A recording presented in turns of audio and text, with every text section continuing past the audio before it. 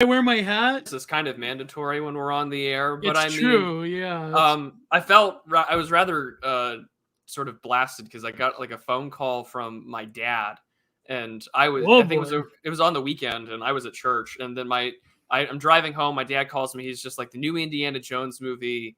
He's like, I got mixed feelings about it, and I was like, that gave me a nice warm feeling in my heart that he's finally sort of questioning things, because my parents are the type of like white conservative Gen Xers that are just like, yeah, we watched Yellowstone. And I'm like, I can't, like my parents, yeah. You know, and I want to like, just like, you know, thrash them, being like, what's wrong with you? And so I think the 3 movies that everyone's kind of excited about for July, though, has been the new Mission Impossible movie, which just came out yesterday, which I'm super stoked for, actually, because it's going to be 2 years in a row where that crazy manlet Scientologist holds Hollywood on his shoulders like some sort of culty, maniacally laughing Atlas.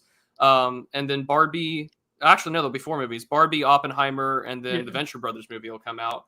And boy, boy, men have Sorry, opinions. I'm just sharing the link, Prude. I'm just sharing, so am I know you're locked. But, you know, in that respect, I think it's kind of funny because Hollywood is inevitably ran by women. I think Kathleen Kennedy still having a job has definitely proof of that. But shout out to 2 men who are arguably the best posters on Twitter, who have confidently told me that the way to succeed on Twitter is if you say something audacious enough that you're willing to defend with enough authority, you will be seen, even by people that don't like you. That is Mr. Bislett and our good friend Billy Pratt, Killed Party. Both of these men had sort of gaslit Twitter for like a whole news cycle day. And TikTok, by the way. And TikTok. Yeah. So congrats to them.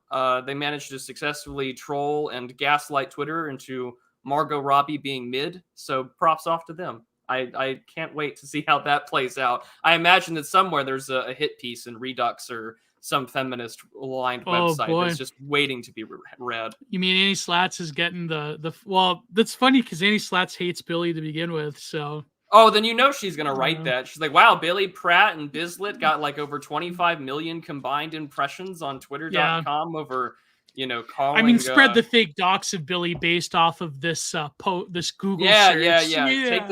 Take the fake docs and make sure that, you know, the Chad Billy Pratt continues on with his life.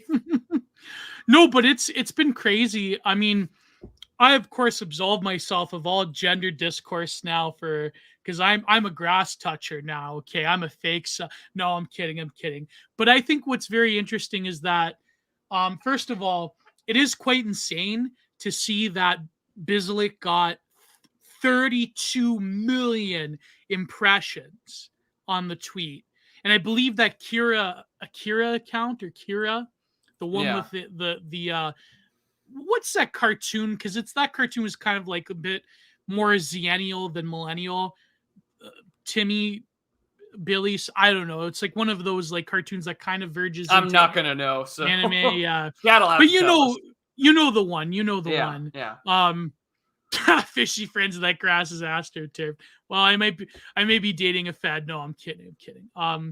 You see, when you say things like that, there will be like crazy. Someone will take it seriously. Yeah. It'll be clipped, taken out of context, and when some like 233 subbed account that follows e-drama for a living does the Giant Gio exposed documentary, they'll say that he's dating a fed. It'll happen. No, my GF's the farthest thing from a fed you could imagine, so don't worry about it. No, not Billy and Mandy. It may have been a spinoff from Billy and Mandy. But anyways, the Cole poster had like 300,000 likes, quote tweeting our friend Bislett about the Margot Robbie thing, and I think that was hilarious. So now I've just seen, and when something on Twitter gets on TikTok, then it'll go to the moon. But I was wrong. It wasn't Bislett. It was Billy that kicked off the Margot Robbie being mid bit. And I think it's like both of them have this like masterful ability to get women online pissed off at them, which I find hilarious. But I think it's, I personally think this level of discourse is nonsense, but I do applaud Billy and Bislett for their ability to generate discourse. And by the way, they're not serious. They like even Bislett said like they were joking. It's a joke. Like these people, like you know, two men got Twitter and Margot Robbie trending for like 24 hours over shit posting. Like the ability, and like this is just two guys deliberately like throwing the shit around and having a good time. And you can get Margot Robbie trending on Twitter for 24 hours. Like, imagine what you could do with what the government could do, or with what, you know, some of our guys can do with all sorts of other memes and mimetic warfare. Like, this is just perfect, in my opinion. Like, I don't have much to say other than, like, you guys gaslighted all of Twitter to talk about Margot Robbie. If anything, they should be cutting you a fucking check for how well you've marketed Barbie. But no, and I mean, like, Billy and Bislett's point was just like, she's 33 now. She does not look like what she did in The Wolf on Wall Street, or even in that weird bubble bath scene in The Big Short where she's explaining some financial term. And, you know, so yeah, like, why not? And then, of course, it's like Greta Gerwig is the writer, director, and producer. Like, of course, it's not going to be women having other women that they think are not a threat to them or are not as sexually threatening to them. And they're both in their 30s. So yeah, like, they make a point. People got blasted and took it seriously, and here we are. I like this. Frogs have fun having fun online. That's all that it is. Frogs have fun. Or as Bislett likes to say, dissident online weirdos, DAOs, like to have fun. Oh my god! But Devil's advocate, who the fuck cares about it? Oh, I mean, that's a good point, because I mean, I told you before we went live, this wasn't my cup of tea. My only takeaway was cool. They gaslit Twitter, but the real takeaway I think out of all of it is more or less that it is very easy to game and to agitate an entire population whose brains are algorithmically wired. And once you know that, which Billy and Bislett definitely know, like, they're one of the best posters on that play to begin with, I think it tells you a lot that how people's brains are oriented around women, the algorithm, and their own sense of attractiveness and culture. Because here's your little big brain take there. If you know how to, like, get under the nerves of all three of those things, you're going to have a very successful time on the internet getting whatever kind of message you want out there, for better or for worse. On there. So, I mean, for Billy, what a great time to sell his book, or to sell his, you know, his blog and his website. Bislett, what a great time to piss off Hassan Piker again. You know, like, these are the sort of things that you want to do. I mean, does this mean that Mara Johnston's right about the troll gaze from, like, 2011? You're absolutely right. And if you know about it and you know how to weaponize it, you can have a lot of fun.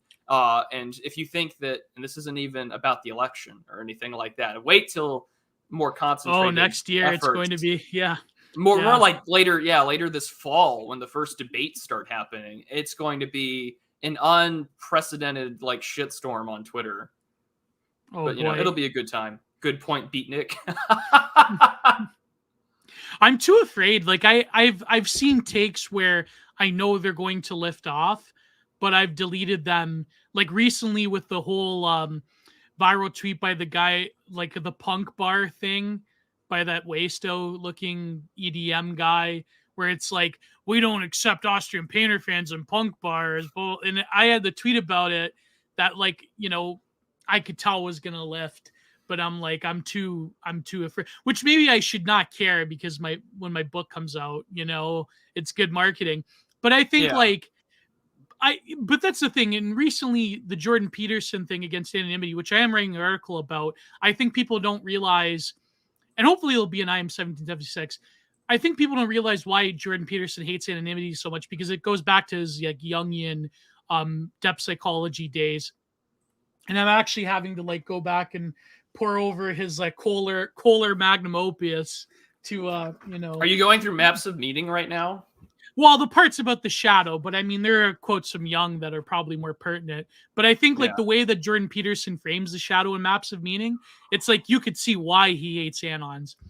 So I think, like, the fact that Billy and Bislett are anons probably provides them more of a cover for that troll gaze than someone like me, who is, like, consciously aware of, like, someone quote tweeting me with that picture of me from 2014, which looks terrible, by the way. But it's like, at the time, I thought it was, you know, my friends took it. I thought it was going to be, you know, I was painting. You know what's funny, though? Yeah, we can't have Canadian painter fans in this bar. What's funny is that when that irony leftist went after me with that photo, Yeah.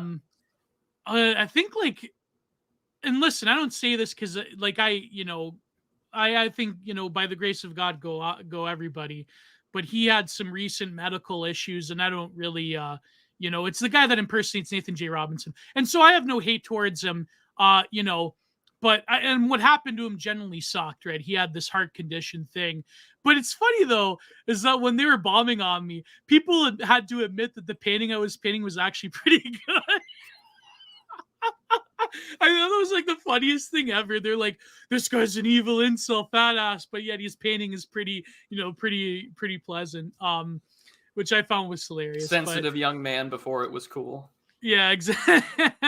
Yeah, exactly. But no, but that like yeah, so I'm consciously aware of that, but at the same time, I think like if you can harden your heart enough to like the way that discourse is shaped in the online world, I think you can really rack up a lot of points the way that we used to see on Twitter that back in 2016, back in the day. If you're an old hat or an old what do they call us now, old troons? What the hell? Yeah, I don't even want to know. Well, even like 4chan, they call it 4troons now because 4chan's been infiltrated. Like I another tweet that I deleted, which I thought was a banger, was about this insult discourse thing on 4chan and how a lot of it like is like the infiltrators have made the bulk of the posters now, like basically spitting off like talking points about incels that you'd find on MSNBC, or you would find in Vice. Well, is Vice still around anymore? But anyways, yeah, I think there's still like a shell. Yeah, they went bankrupt. Shell of what they Their latest article: domestic abusers are using abortion bans to control their victims. Well, you know what's funny is that domestic abusers have been using abortion to control their victims for a long time. In terms of if the people don't talk about the forced procedure. I know the like pro-life people, they make a pro-woman point about it, but yeah, well, anyways, it's one of those things where I'm going through. I'm just sorry. I'm scrolling right now, literally through Vice. And here are the top 3 articles on the front page: domestic abusers and abortion bans, Nick Fuentes, and how to actually enjoy being single, written by a person whose name is Ben, but I'm genuinely concerned that this Ben person has probably got a they, them in their profile or whatever. Yeah. Probably. Native writer. I wonder what that means. Oh, from Australia. Even more concerning. You can never trust Australian leftists. Oh, but, boy, yeah. They're the worst, eh? They're absolutely crazy. Yeah. Yeah. It's, so, like, literally, I'm just scrolling through Vice, and it's just, like, this place is literally stuck in, like, 2017. Yeah. Tim Ballard, tattoos, voice actor, like it's just shit from like 8 years ago at this point. What a crazy might as time well to be alive. Exo Jane archives. It might as well be. Like literally, I'm on the way back. This could be the way back machine. Vice from 2017. There'd be no difference. It's crazy to think about that. But man. What even is 4chan? I've only heard stories. Well, those stories will stay legends for you. I don't recommend that you try and cross those territories on your own ends. But yeah. There's this great graph about 4chan that my friend Momo posted when I did that thread about like the original 4chan being this hive of creativity and genuine subversion. Then you have like the anonymous era. You could see the coal starting to seep in. Then they kick out Anonymous for obvious reasons. Thank God. And then you have the shell of 4chan, which is, I would believe, like Mark Fisher would even say it's a hauntology of 4chan, or it would be like the fourth order simulation of 4chan, where people treat it as this repository of transgression that then long gets memed into something that it's not, where 4chan becomes the internet hate machine, the dark force of the internet. People still talk. Listen, if you are still talking about B/B in 2017, you're I don't know what to tell you. You probably grew up on 9gag. You're probably one of those, I mean, there's no hope for you. But nowadays, yeah, the pool is terminally closed on 4chan. 4chan is but a cultural remnant. all of those posts you'd see back in the day about B being this like mysterious dark heart of the internet. I'm sorry, like that's a much older millennial mythology. Thankfully, a lot of Zoomers, some Zoomers we have in the chat, have long since abandoned Fortrunes because they know that it's no longer this like dark heart force of subversion and transgression. But anyways, this is the Digital Archipelago episode 50. So please give good, give deep, give Prude your love in the form of monetary compensation, known as entropy or a manual links. typewriter. Yeah, or a manual typewriter. Yeah, Sallow Forums was the best place where it really was. And then Yeah. Niccolo had the genius idea of killing it so he could interview Glenn Greenwald and then make jokes about saving dogs from white women. Man. But there is an archive if you want it, and I think ChadNet also has an archive of it. Yeah, so you're good there. But yeah, I can't believe that we're also, if everything kind of feels like this recycled, rehashed. It feels way more than a week since we had our last episode, which was literally 7 days ago. I've been so out of it. I'm still trying to recover from this last week, but we're retreading the Anon discourse. We're retreading Lucasfilm again. Oh, God. It just feels like we're just going and tuning through an oldie station right now, listening to all of the we're tuning through all oldie the same station. thing. We sure are. We're just tuning right through them, and it's insane. And there's a monkeypox survivor in here with Jeff Bezos's picture on there. I'm quite a fan of this, although I think you might want to swap over and pick maybe Peter Thiel or someone, since he didn't give me money, but he's the one more likely to get it. I know people who've gotten money from Peter Thiel, but not me, unfortunately. I mean, that's yeah. If I were getting Thiel bucks, buddies, I'd be driving a much better car. Oh my God. But no, it is funny. The mid discourse is quite interesting. No, it's not really interesting. It's all coal. But it is interesting how mid has it's a self-fulfilling prophecy in the sense of like people that do write these think pieces in places like, I guess, well, Exo Jane is dead, but like, whatever remnant of Vice there is, I'm sure you'll probably see a Vice article with Billy Pratt on there saying this evil grifter misogynist is talking about Hollywood actresses. It does have all of the elements of like culture, industry, spectacle. And it's a self-fulfilling in that, a lot of people, like, especially online, a lot of women should avoid this, like, this neg of being mid, but yet people, they can't really get off of it, because to be called, like, first of all, mid is not like an insult, right? I mean, it is in a sense, but like, I had this tweet, and I know it's cool, about like, a woman you love can never be mid in your eyes. I don't know. I just think it's like this whole discourse around mid, and like, it's, words fail me right now, but I do think it does strike upon a cultural moment, and it's something that I've argued in my book, and maybe I'll release a little teaser chapter behind the paywall soon. I have this like 35 page mega art chapter in it about Spangler and contemporary illustration and art. But we'll be talking about Spangler later today. Yeah, but no, my point being is that, oh yeah, that's right. No, it's funny because it's a short article that we're reading, but it's pretty meaningful. It's pretty heavy. Yeah. Yeah. No, it's funny because I'll finish my point because there's something else I wanted to say. The mid thing is interesting because I think like attractiveness, there is an element of porn brain thing nowadays, because attractiveness is situational. It's constructed in the sense of like you are engaging with like a particular woman that you fancy. And there's something where a man has a natural capacity to elevate a woman that at least gives them a mild sense of attention.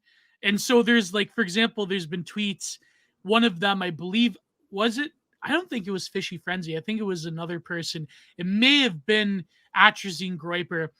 That it's like, you consider, it's like a soy jack saying, you consider Margot Robbie a mid? What woman do you consider a 10 out of 10?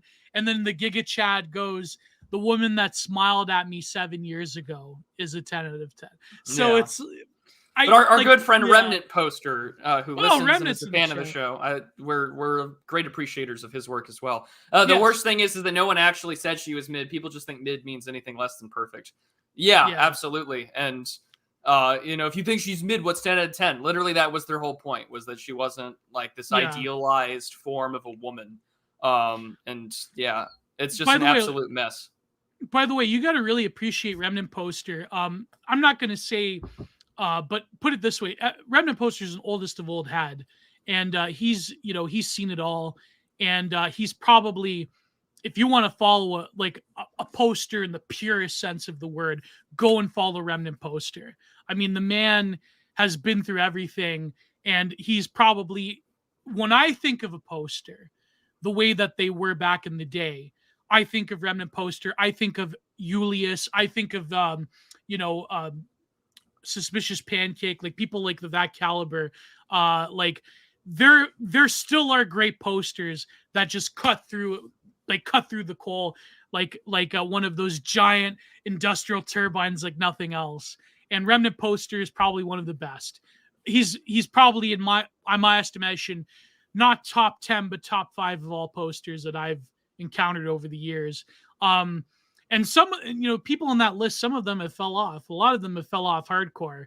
But And some people just come back, and then they come off with banger after banger, and Remnant's one of them. Yeah. Or some people come back and they ruin it because they have to spurn everybody they were they used to interact with.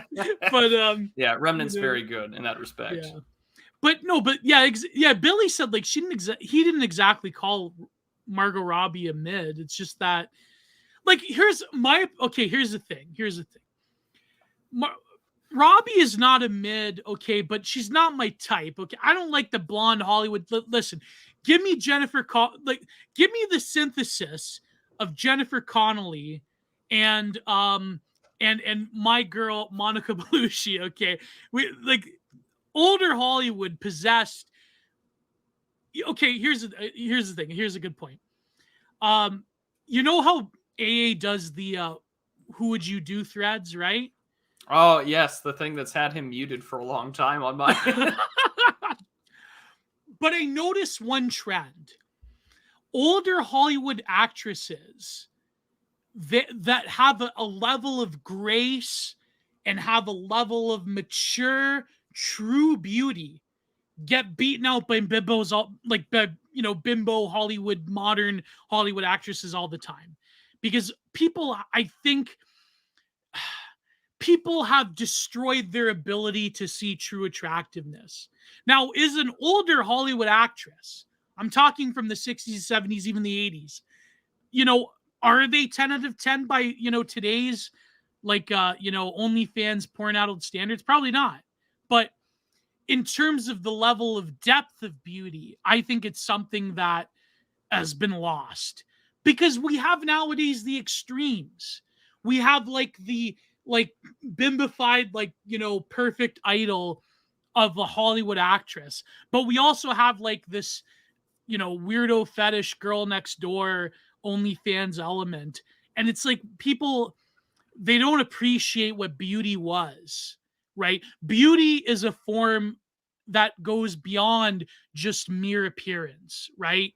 Now you look at Monica Bellucci. Why is Monica Bellucci a stunning 10 out of 10? Even though by you could say that in terms of just conventional markers of beauty, well, maybe not. She's actually, she's actually 10 out of 10. But Jennifer Connelly is a better example, okay? Why is Jennifer Connelly, even in her current iteration, how old is she? She's in her mid-40s or whatever. Why is she that ideal? Why does she always win in those who would you do competitions? It's not just that there's an element of attainability there, but it's because there's a level of natural feminine beauty that is uncorrupted by the machinations of current Hollywood, either through surgical or some kind of chemical intervention.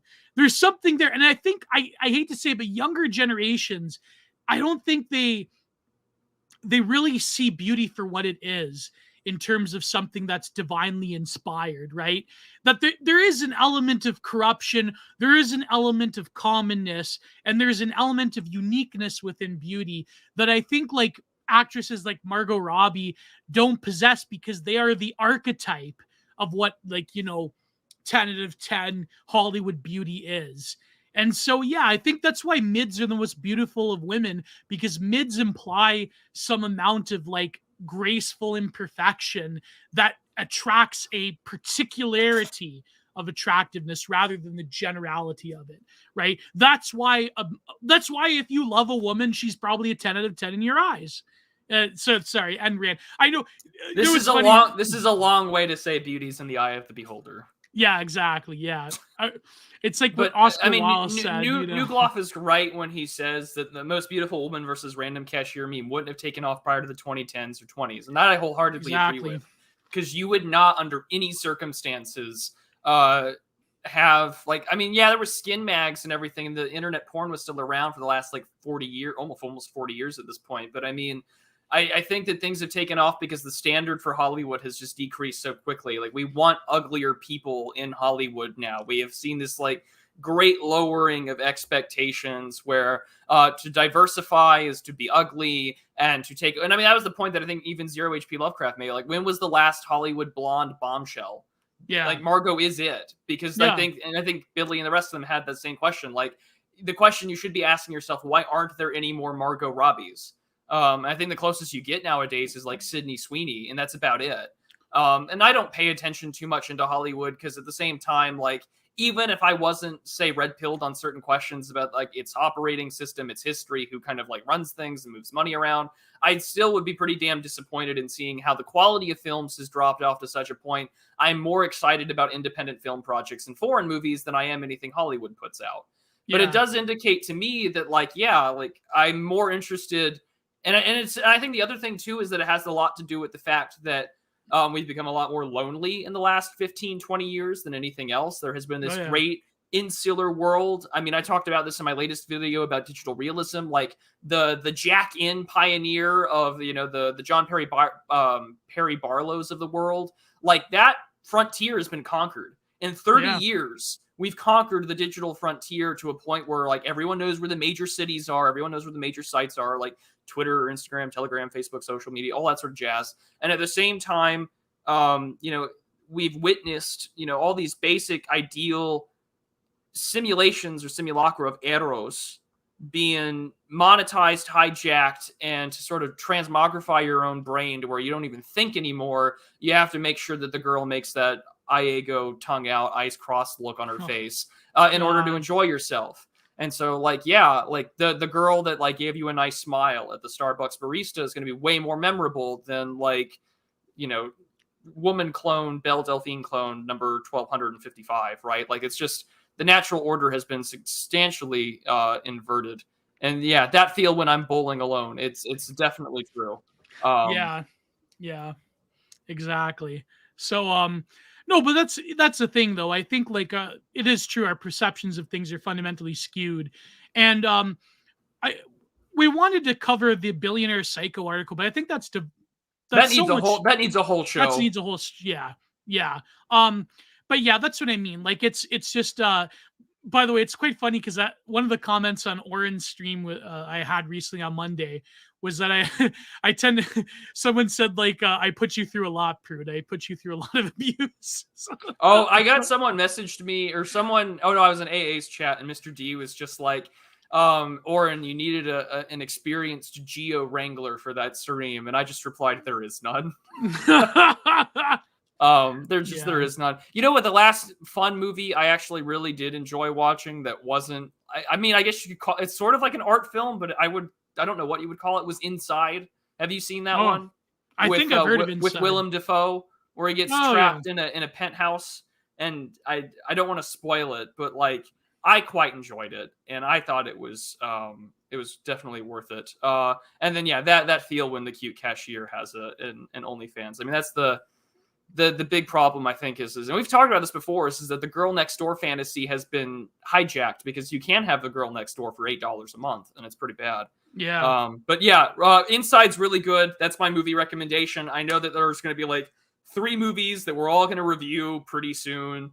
Yeah. I'm gonna have our good friend TR Hudson on to review the Venture Brothers movie, because he and I are both big fans. And when I mentioned that movie was coming out, I got a message from my friend Tim, who's in St. Petersburg, and he's just like, "You're a Venture Brothers fan," and I was like, "Yes." So it was a good time. But yeah, no, that movie I quite enjoyed, and then we'll be reviewing Barbie and Oppenheimer on air, Nice. I think, pretty soon. So it'll be a good time.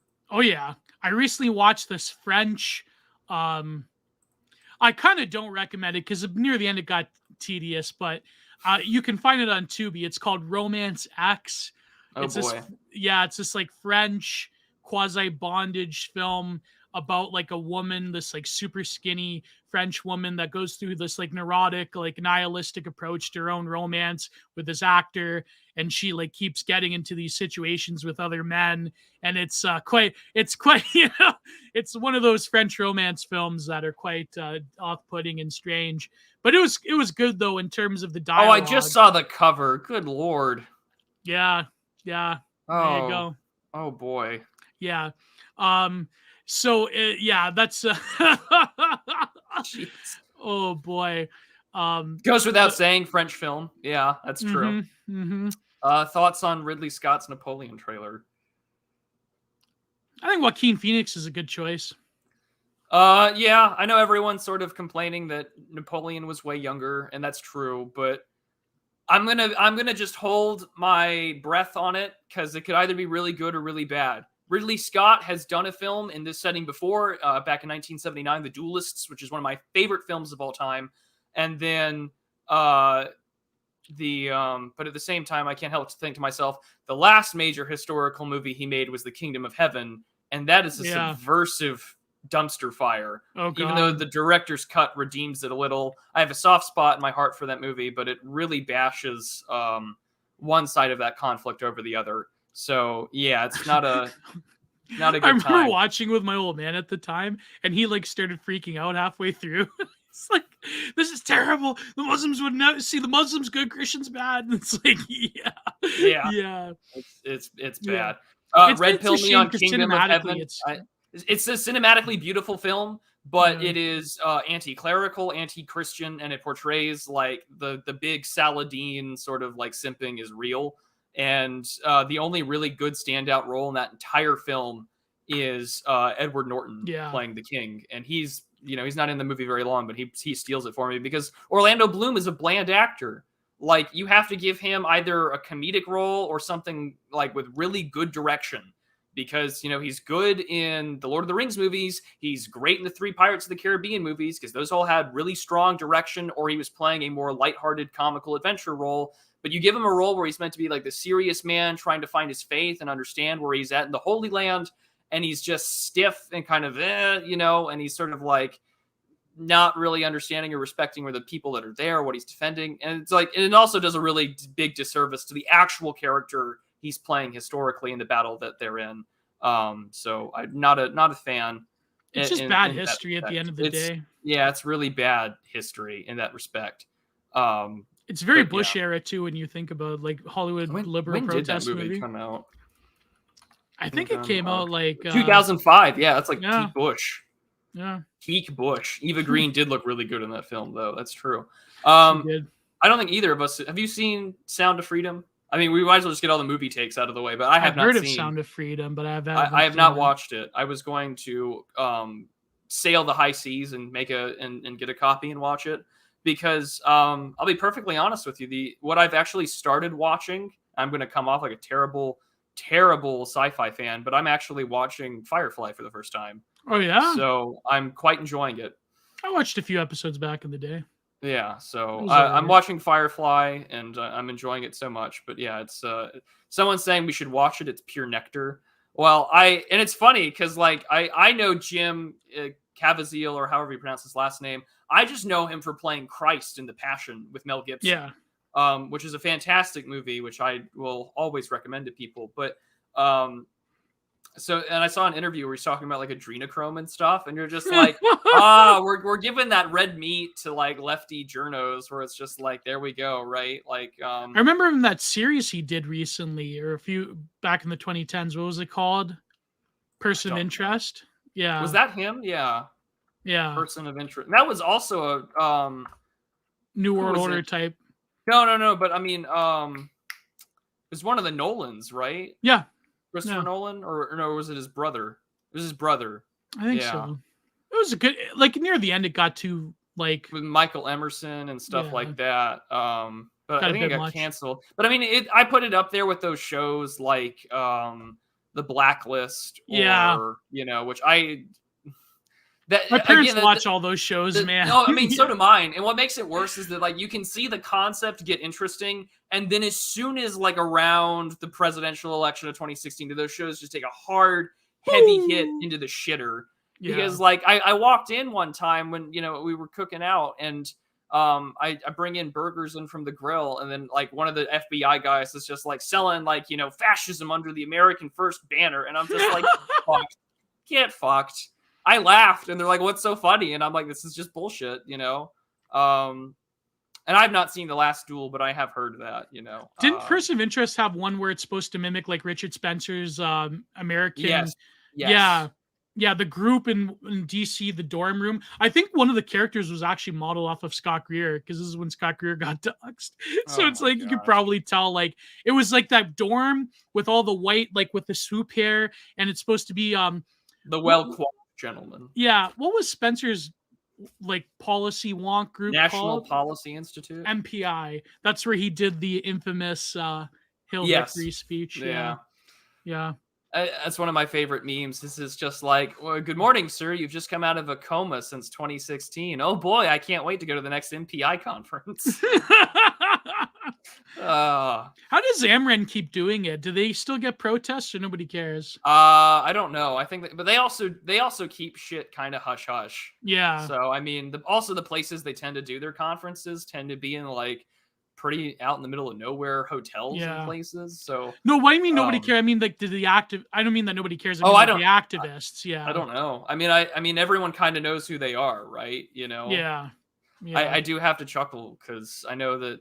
I won't get into it on here, but yeah, I mean, I think that one fat black guy still goes to the Amren conferences to protest. Though. Just to protest. Well, that's fine, Yeah. If he stays there long enough, he could get a job at the Republican Party. So only a matter of time, it was protested last year. That doesn't surprise me in the slightest. Yeah. Is that the one Thomas went to? Yeah, where he told Greg Johnson not to get monkeypox. That was one of my favorite things.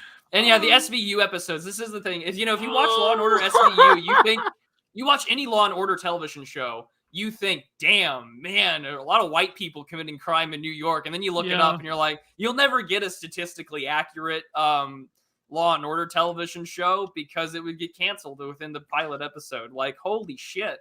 This brutal crime that wasn't committed by some rich white Wall Street banker. Oh boy. Can't have it. So yeah. Oh boy. Many such cases. Yeah. Oh.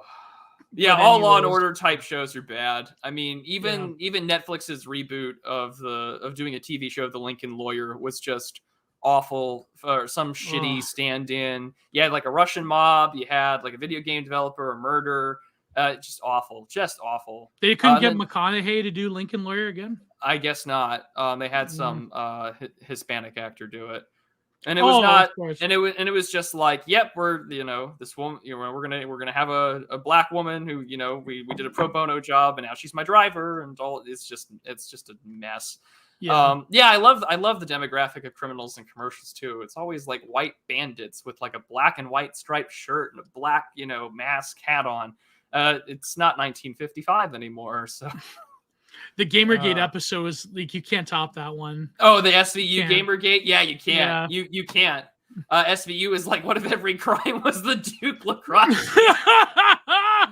Oh God, it's You so know what's true. funny? I find like I love that though, where they had like the woman like tied up in the chair, and like I understand that like gaming is not for women or whatever, and it's like just shut the hell So up. many memes came from that still. Oh, but Yeah. no, what's worse is that they don't. I don't know what the rights or what the laws or whatever the regulations are with like the FCC to like name drop social media. So they have to like come up with their own bullshit social media when like they're like targeting extremists or whatever. Red Shan. Yeah, Red Shan or like 4Treadit or whatever. It's just like, you guys are really trying here, aren't you? Like the writer's room is just throwing shit at the wall and see what sticks.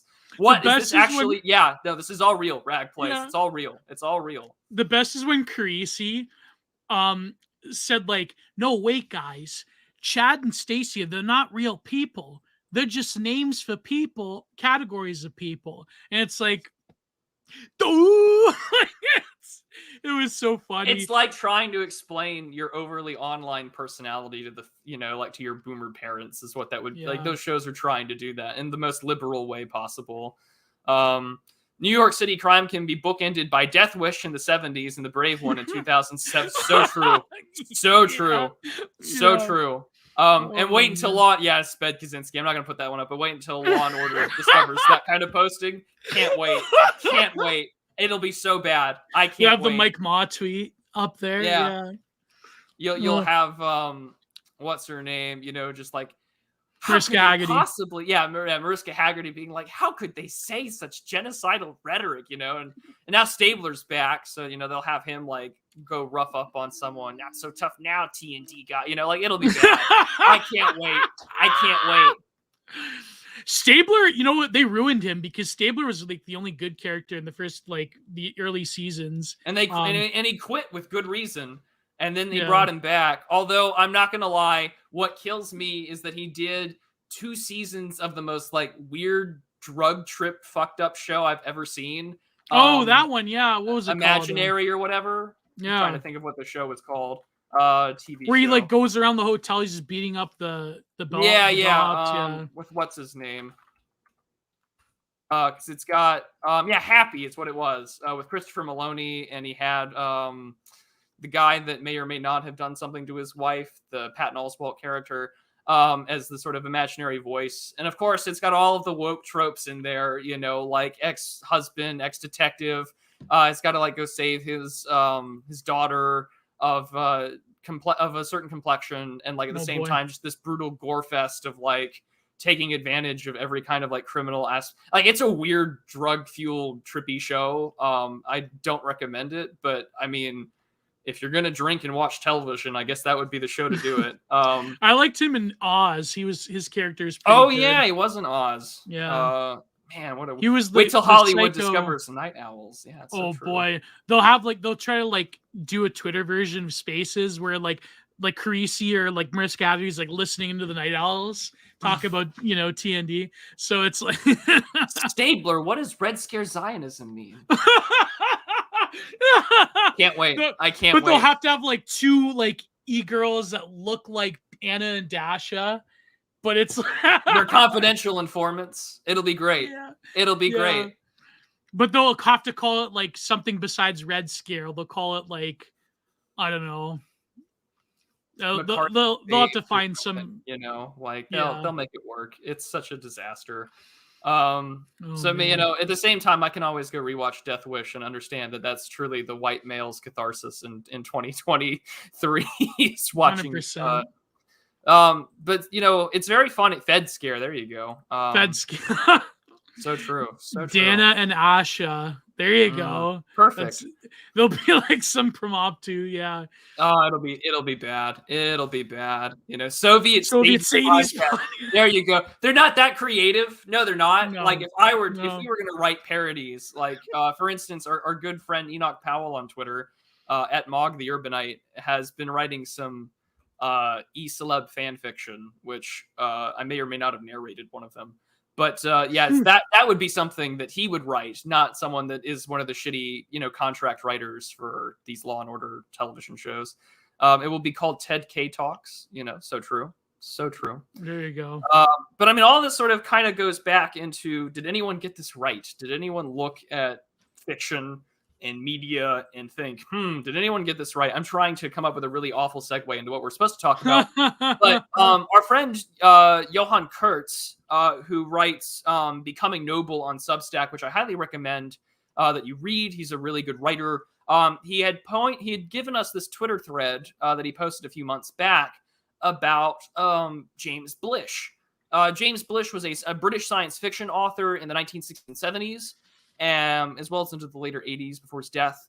And he's most famously known, I think, in my respect, for just a lot of pulp science fiction. He also novelized a lot of the Star Trek original series television shows, which I actually own a few copies of. Oh my God, that's right. Yeah. So that James Blish. And so James Blish also wrote under numerous pseudonyms. So it kind of ties into the anonymity thing. And he wrote this article under a different name, but it's now published under his name, and as a literary criticism. And he was talking about the sort of this concept of history. And he says very often that he's cribbing from Spangler. And I'm so glad that he showed this and he found it so we can talk about it on air. And I told him that we were going to review it, so we're going to have it on here. So yeah, thank God we have Gio on here to give us proper context to all things. No, you know what's funny is that my GF just texted me. She's like, you could have, for an SVU spinoff, you have a good cop, bad cop. It would be Annie Slatz and Ora McIntyre.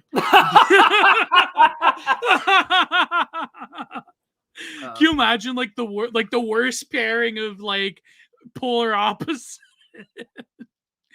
Oren could be a good, like he'd be the good cop. Like he is that personality. Oren would be the cop that's like really trying to retire.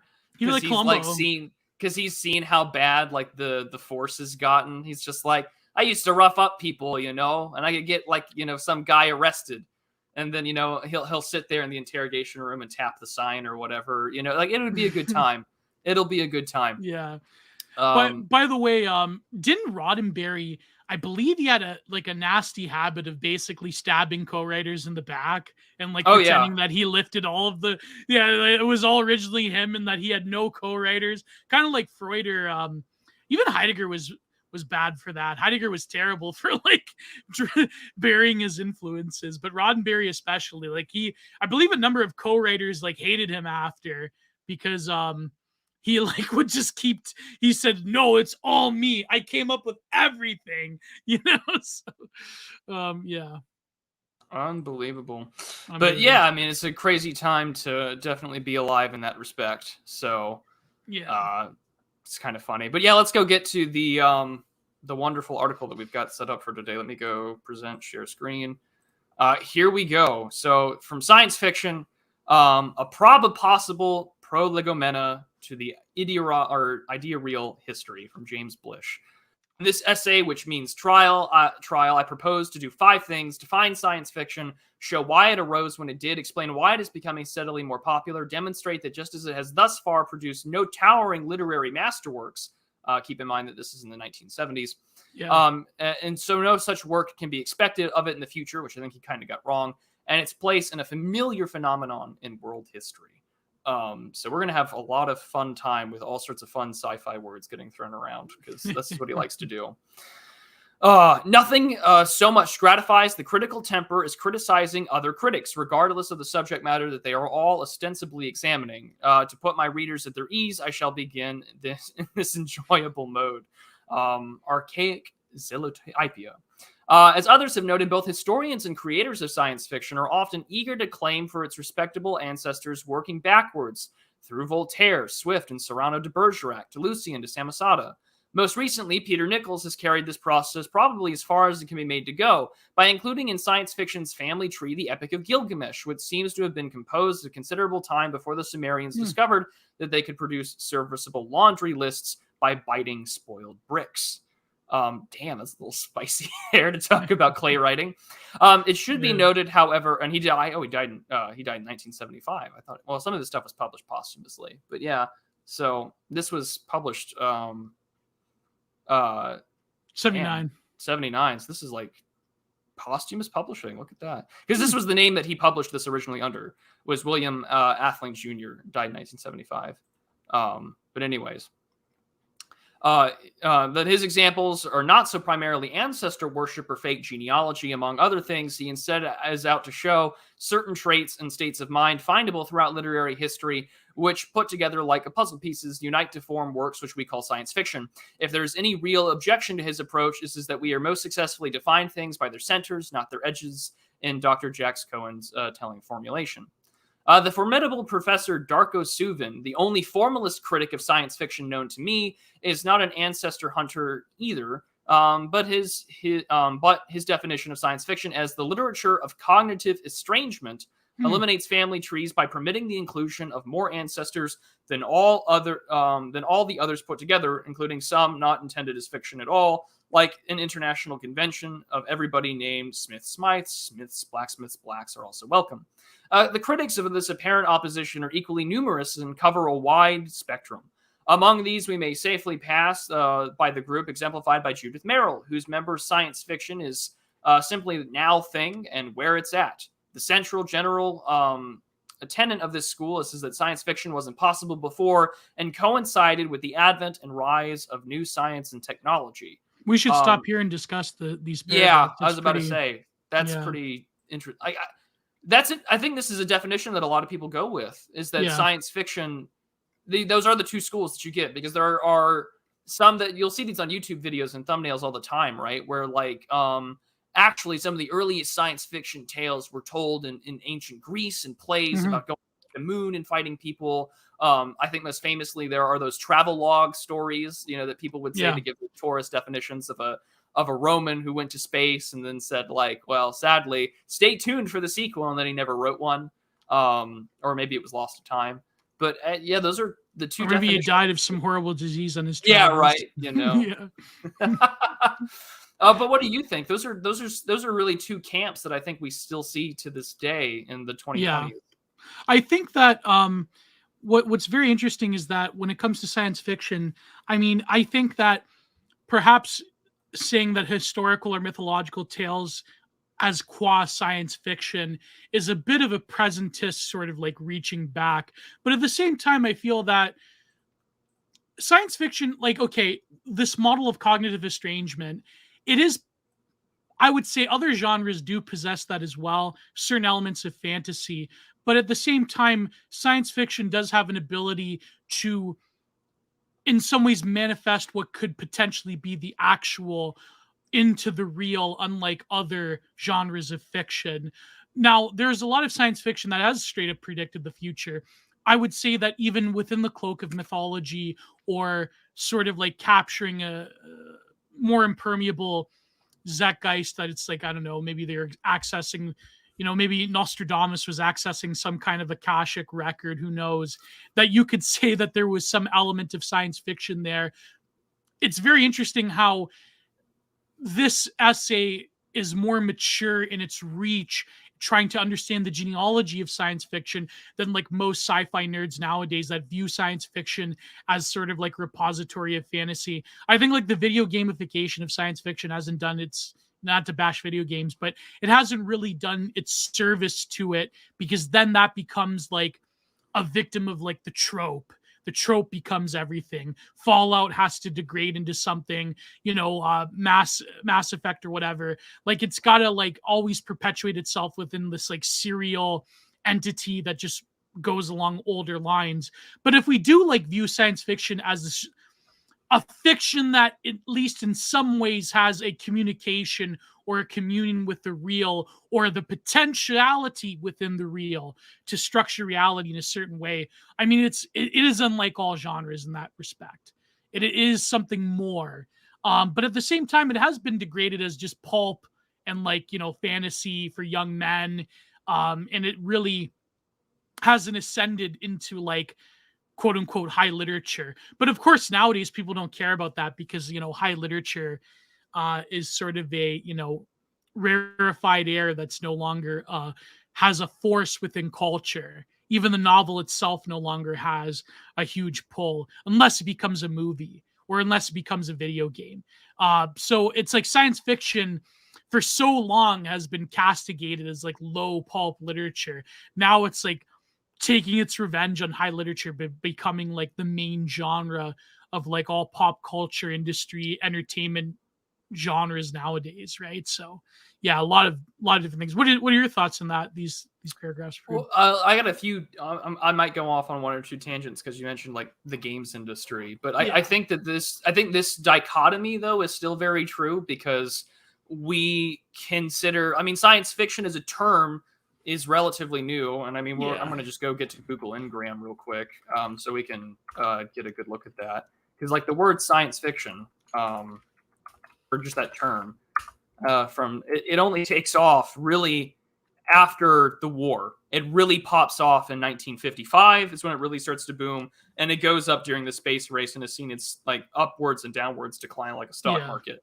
But I mean, you know, the technical term for it that Merrill here is discussing, you know, like it's only with the emergence of these new technologies, it's really this post World War II phenomenon where we talk about space and rockets and these, you know, engineering marvels of the Second World War where it really takes off.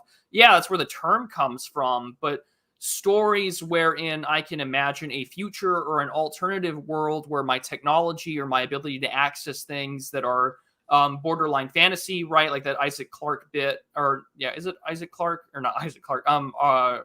Isaac something, a name escapes me, because he's playing off of the author's name. But do you mean Arthur Clarke? Arthur C. Clarke, thank you. The one about magic and science technology being indistinguishable from magic at a certain technological advancement. I mean, like, but I mean, those stories go back as far as time where like, well, what if we could go to the moon? What if we could fight the armies of the stars? You know, like what if my brave Spartans could take, like, those stories have been told.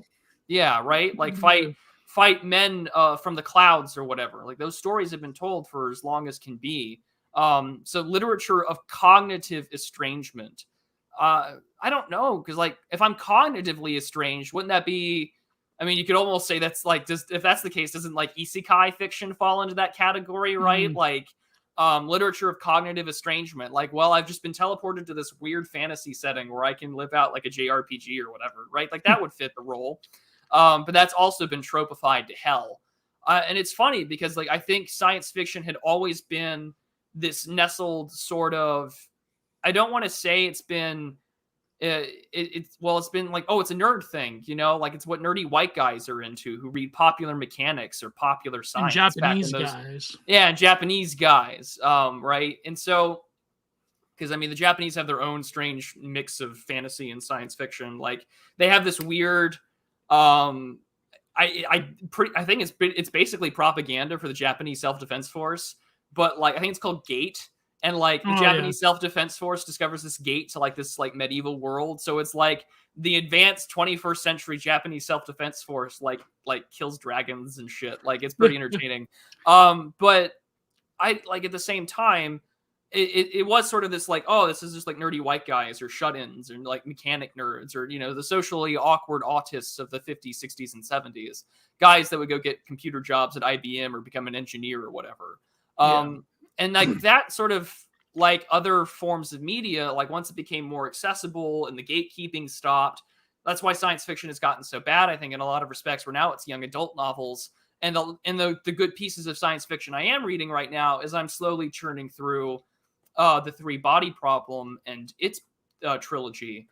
Because again, it's I heard that's one of the best. Yeah, I mean, it's hard of science fiction as it can get, and I'm more interested on it because I love the whole Fermi paradox stuff, and I like the idea of answering why isn't there life out there in the other worlds. And he offers a really terrifying and arguably kind of realistic answer to that, which has been really interesting. I kind of want to do a stream on it, talking about interstellar sociology, but so I don't know, like with like video games or like the science fiction of Mass Effect, it really sucks because the industry has seen massive like bloat. Like you used to be able to produce competent games with like a 200 to 300 man team. And now like Red Dead Redemption 2 had like what, a 20-minute credits sequence at the end of the game because like 1,500 plus people worked on it. Like there are people in the industry that have jobs that should not have jobs. And it's gotten really corporatized by that. And a lot of these AAA studios can't make, they have to play it safe. And I mean, like the cycle has always been like, well, you don't like it getting too corporate, so you and a few other developers make your own studio and do things like that. I mean, that's why the indie scene is blown up. But like This is why the best Mass Effect game is still Mass Effect 1 for world building, I would say. Because after that, like the conflict and everything that you set up in that game can't be followed through very well, especially by the third game and its ending. And Lord only knows how bad Andromeda went for a variety of reasons. So yeah, I mean, the same thing with Halo. Halo got really bad after Bungie said, I'm out in 2010. And Bungie can't make a brand new IP anymore. I mean, Destiny and both Destiny games are live service games, and they can't go back to box content because that's their entire revenue model. So what do they have to do is they have to literally pull out one of the like best hidden gems of like boomer shooters, which is the Marathon series. And the reason why it's a hidden gem. I love that term, boomer shooters. They are. You call these things boomer shooters, but they were clearly developed by Gen Xers. But like, anyways, but like late boomers did play them, like Doom. But yeah. But I mean, also like we call them boomer shooters because they're the oldest. Doom and Quake clones, right? Like, I mean, this is why H-Rot is an interesting game. This is why everyone likes Ion Fury or Ultra Kill or I think there's a new one out, Bolt Gun, right? It's a 40K one, but it looks like a Quake clone. So like you get excited for that because those are kind of like, these are more indie like developer titles, but the big stuff you can't because there's so much glut. There's not anyone to do Risk. And so what do? They drag Marathon out, which was a Mac exclusive originally PC shooter, which is really good. And its lore is one of the most like complex, but kind of convoluted, but really interesting. And what are they turning it into? They're turning it into a godforsaken PvP extraction shooter. They can't do anything else. This is what they are. It's live service. So they're dead, and that's my rant on video games. And I picked the wrong YouTube career to talk about that. But anyways, my best friend in real life, he grew up on Halo, and he could go into like a whole 3-hour discussion about how Bungie just like shit the bed. Oh, they did. They did. It's really bad. Like, it really kills me in that respect because it's just like, well, apparently they gutted themselves. They destroyed themselves. Well, they more or less. gutted the lore. Because if I'm sorry, I am now too late. You've no, opened, it's your don't worry, bro. You've opened the floodgates. It irks the shit out of me. Because like you get now I need a prude wrangler right here. Oh, you're gonna need a tard wrangler for this one, buddy. Sorry, but like Bungie opens up this science fiction universe, which is like the first game was more or less kind of linked to Marathon in a lot of respects. It's everywhere. The whole Marathon symbol is to a point where Halo borrowed a lot from Marathon apparently. Well, yeah, I mean because. You can see it built out of it because Durandal, the AI from one of the Marathon games, has a great little log where it's like talks about Cortana, the sword of Charlemagne. Charlemagne was always a fruitcake. I mean, Mandalore's done 3 videos on this now, so good for him for making it more popular. But then you had the Cortana letters before Halo came out. They're now recently canonized again into their storyline. And then, Halo 1, 2, and 3. But, I mean, they didn't know what to do with the writing because Halo 2's crunch has been a disaster. That's kind of well documented. But, like, you had this great, intense lore that came out where all around of a sudden... Master Chief and, like, his... But, I mean, but it's also... But you had all these books that told a story that you really wanted to get into about, for like 27 years, humanity's getting its shit pushed in while also fighting a civil war, while also trying to like maintain the semblance of hope for the survival of the human race, while these games are playing in the background. You got all these other stories and things. And then 343 takes over, and they want to set stuff up in the books because they're like, oh, all this expanded media. We have this great IP. Let's do it. So they do this marathon, these Forerunner trilogy before the new games come out that's supposed to set things up. And if you didn't read those books, if you weren't in on the lore, you turn on Halo 4 on your Xbox 360 in like August of like 2012, you don't know what the fuck is going on. So they shit the bed on the lore. It's just a bad story. Continuity marketing move. It's a terrible continuity marketing. The art style is awful. The PvP died almost instantly within that respect, and it was not very good PvP. Yeah, I remember my best friend, he was like, when he got it, I remember this back in 2012. He's like, Gio, this is the worst thing I've ever seen in my life. It's bad. It was bad. And so, and then Halo 5 totally jumps the fucking shark. And they take a plot point idea that the original Bungie developers threw out the window in 2001. They're like, let's make that happen on a much larger scale. And then by their 6th game, their most recent one, Halo Infinite, they were like, well, we got to like throw that shit out the window because the fans hated it. This is our last chance to make a game. And so what do? They're like, all right, they started panicking. They panicked, and they deleted it. And what's worse is that they're like, okay, we're going to take the level Halo, the 2nd level, the open world level from Halo CE. We're going to make that entire fucking campaign. No biomes, no stealth sections, no winter, no nothing. repeatable content, all the on things this you nice, love, all the gone. things you love all the time. That 30 seconds of fun loop that their developers famously talked about, like Marcus Leto and them in like 2001. Oh man, we're gonna crank that shit up to 11. And don't get me wrong, the gameplay flow is great. The combat loop is fun, but it's the same shit for like 8 hours, and the story is convoluted as fuck.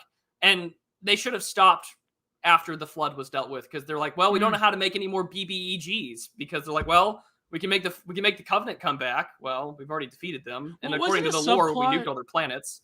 And they're like, well, we have the Banished, yeah. And then we have this Endless thing that we have no idea what the fuck's about, and they're not making any more campaign content right now for Infinite. So it's just like, this is a series that has killed itself by development hell and piss poor trilogy management. It has the same problem that the Star Wars sequels had, where no one has a cohesive story for what they want to tell.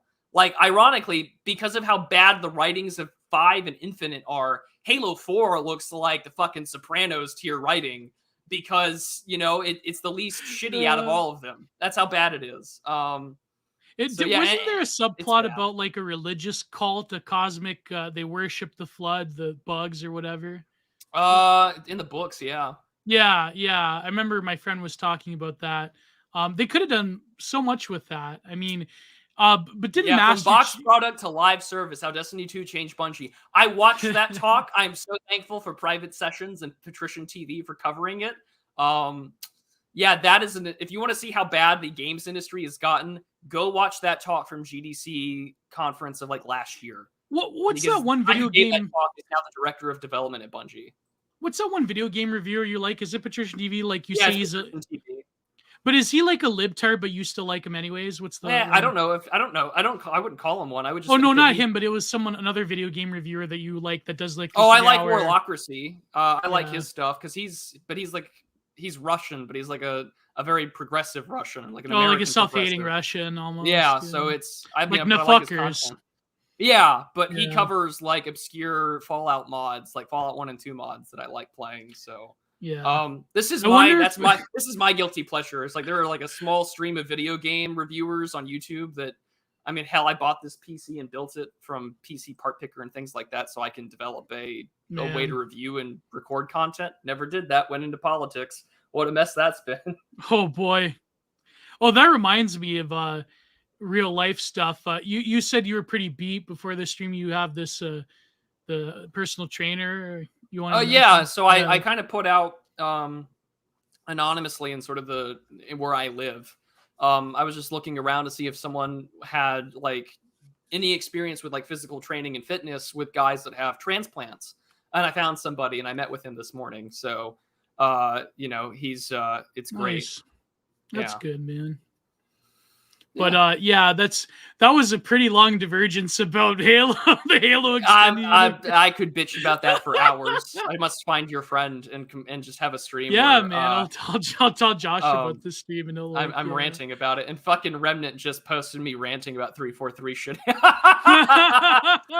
yeah, no, it's an absolute disaster. And it's but why did fun. Bungie why did they kill the golden goose? Like, why did they give it away? Like, why? Because it was Microsoft. Because you have to understand that they were contracted by Microsoft for for one more game, which was Halo Reach. And that was their love letter to conclude the series. Like, go back to where this all started, because Halo 1 literally starts with the fall of Reach and finding Halo.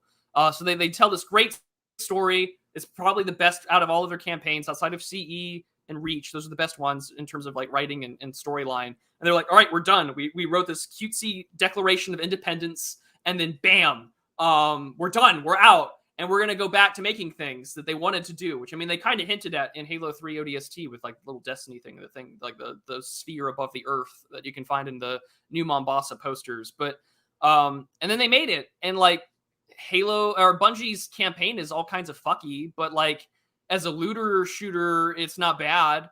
You know, it's kind of like an always online Borderlands in a lot of respects. And it's kind of cool. And I liked it, but I never stuck with it.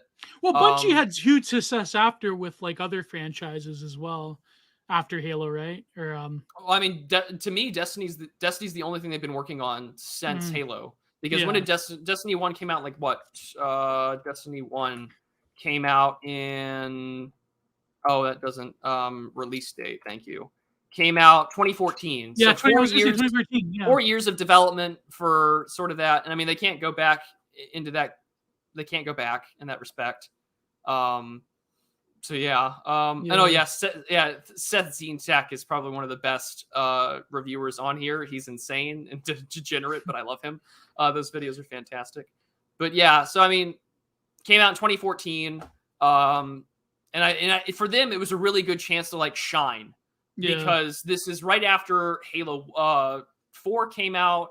And everyone was kind of like, ooh, maybe we don't trust it. And then like Bungie, we have a new video game. We're going to come out and show the world that Bungie still got it. And it's a live service looter shooter with a really atrocious campaign and some voice acting. And you're just like, oh, you know, like, ugh. It's the same reason why like like the Outer Worlds failed in such a big degree, because they were really wanting to be like from the creators of Fallout New Vegas. And instead, what did we get? We got this like millennial writing, lol, late stage capitalism sucks, the narrative that filtered out like fucking 1/4 of their entire player base before the like first planet was over. And it was just like, wow, that tells you how bad this is. There's this video essay I watched recently on millennial writing in video games. That video one from Shredded Nerd. Yeah, I watched that video. It was fantastic. Highly recommend that people watch Shredded Nerd's video on millennial writing, because it's funny. It's not going away. It's almost like it parallels with a lot of my writing on neoliberal kitsch about that sort of like baseless moralism to it. But we'll get on with this essay.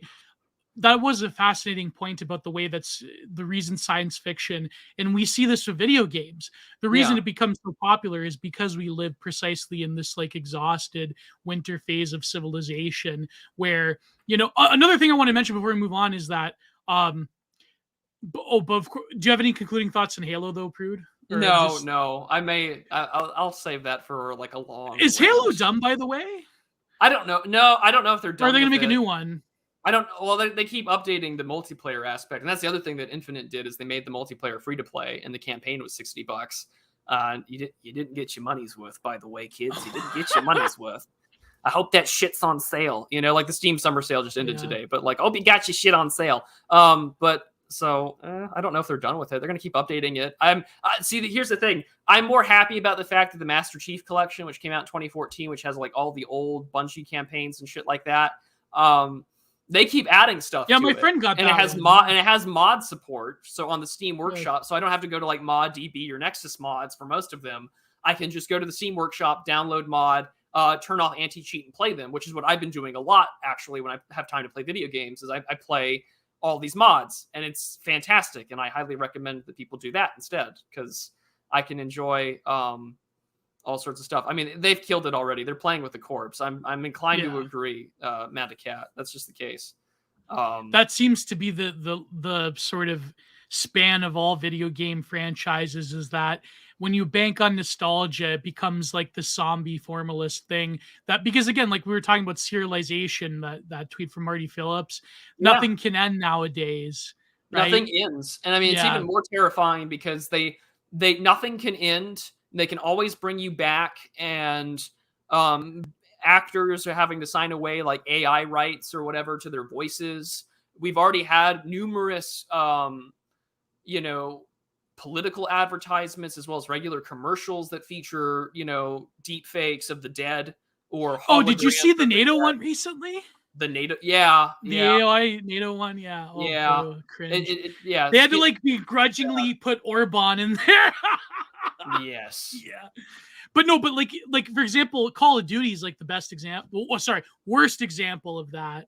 Of like it keeps going on. Who fucking plays Call of Duty anymore? People still play it, but it's like it's not the millennial nostalgia Xbox. Oh, it's not going to be. Well, I mean, the thing is that now the market's changed, right? Like really well optimized console first-person shooters for like PS Plus or Xbox Live, that time's dead, because most people nowadays can effectively afford a PC with a semi-decent graphics card and a good enough processor that they can play all of their console games.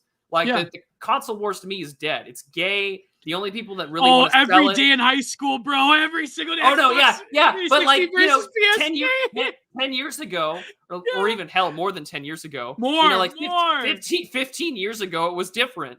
15 years ago, that was the fight of all fights. Was were you an Xbox guy Every day or a before PlayStation class guy? in the hallways, the whole Yeah. group of guys. I'm like, after a while, I'm like, bro, what do you? This is when I started getting into politics too. I'm like, bro, what are you talking about? The world's going to shit. Why are you talking about that? Because some of us just wanted to play video games, and now here we are. But yeah, PC Bros won. You know, in that respect. Hell, PC Master Race really did win. They really did win in the end. But the ultimate winner out of all of this has been Anita Sarkeesian. Let's not kid ourselves. Oh yeah, she just had to wait. That's all. She won. She won. I hate to bring that up, but she won. You know how else she won? Because she used to call like Sargon a fascist, but it turns out that she just had to wait before Sargon became an actual fascist. She was like, it's the Avengers Endgame meme. You're about 5 years too early, you know. You're about 5 years too early, Anita. Just give him a few more years. Did she break up with Jonathan McIntosh? I have no idea. I don't bring up that woman's name unless it's to say that her impact on the gaming industry has been an absolute disaster, and she won. Yeah. Anita Sarkeesian, fellas. No. Never mind. No. She was all right. She mildly, I don't know.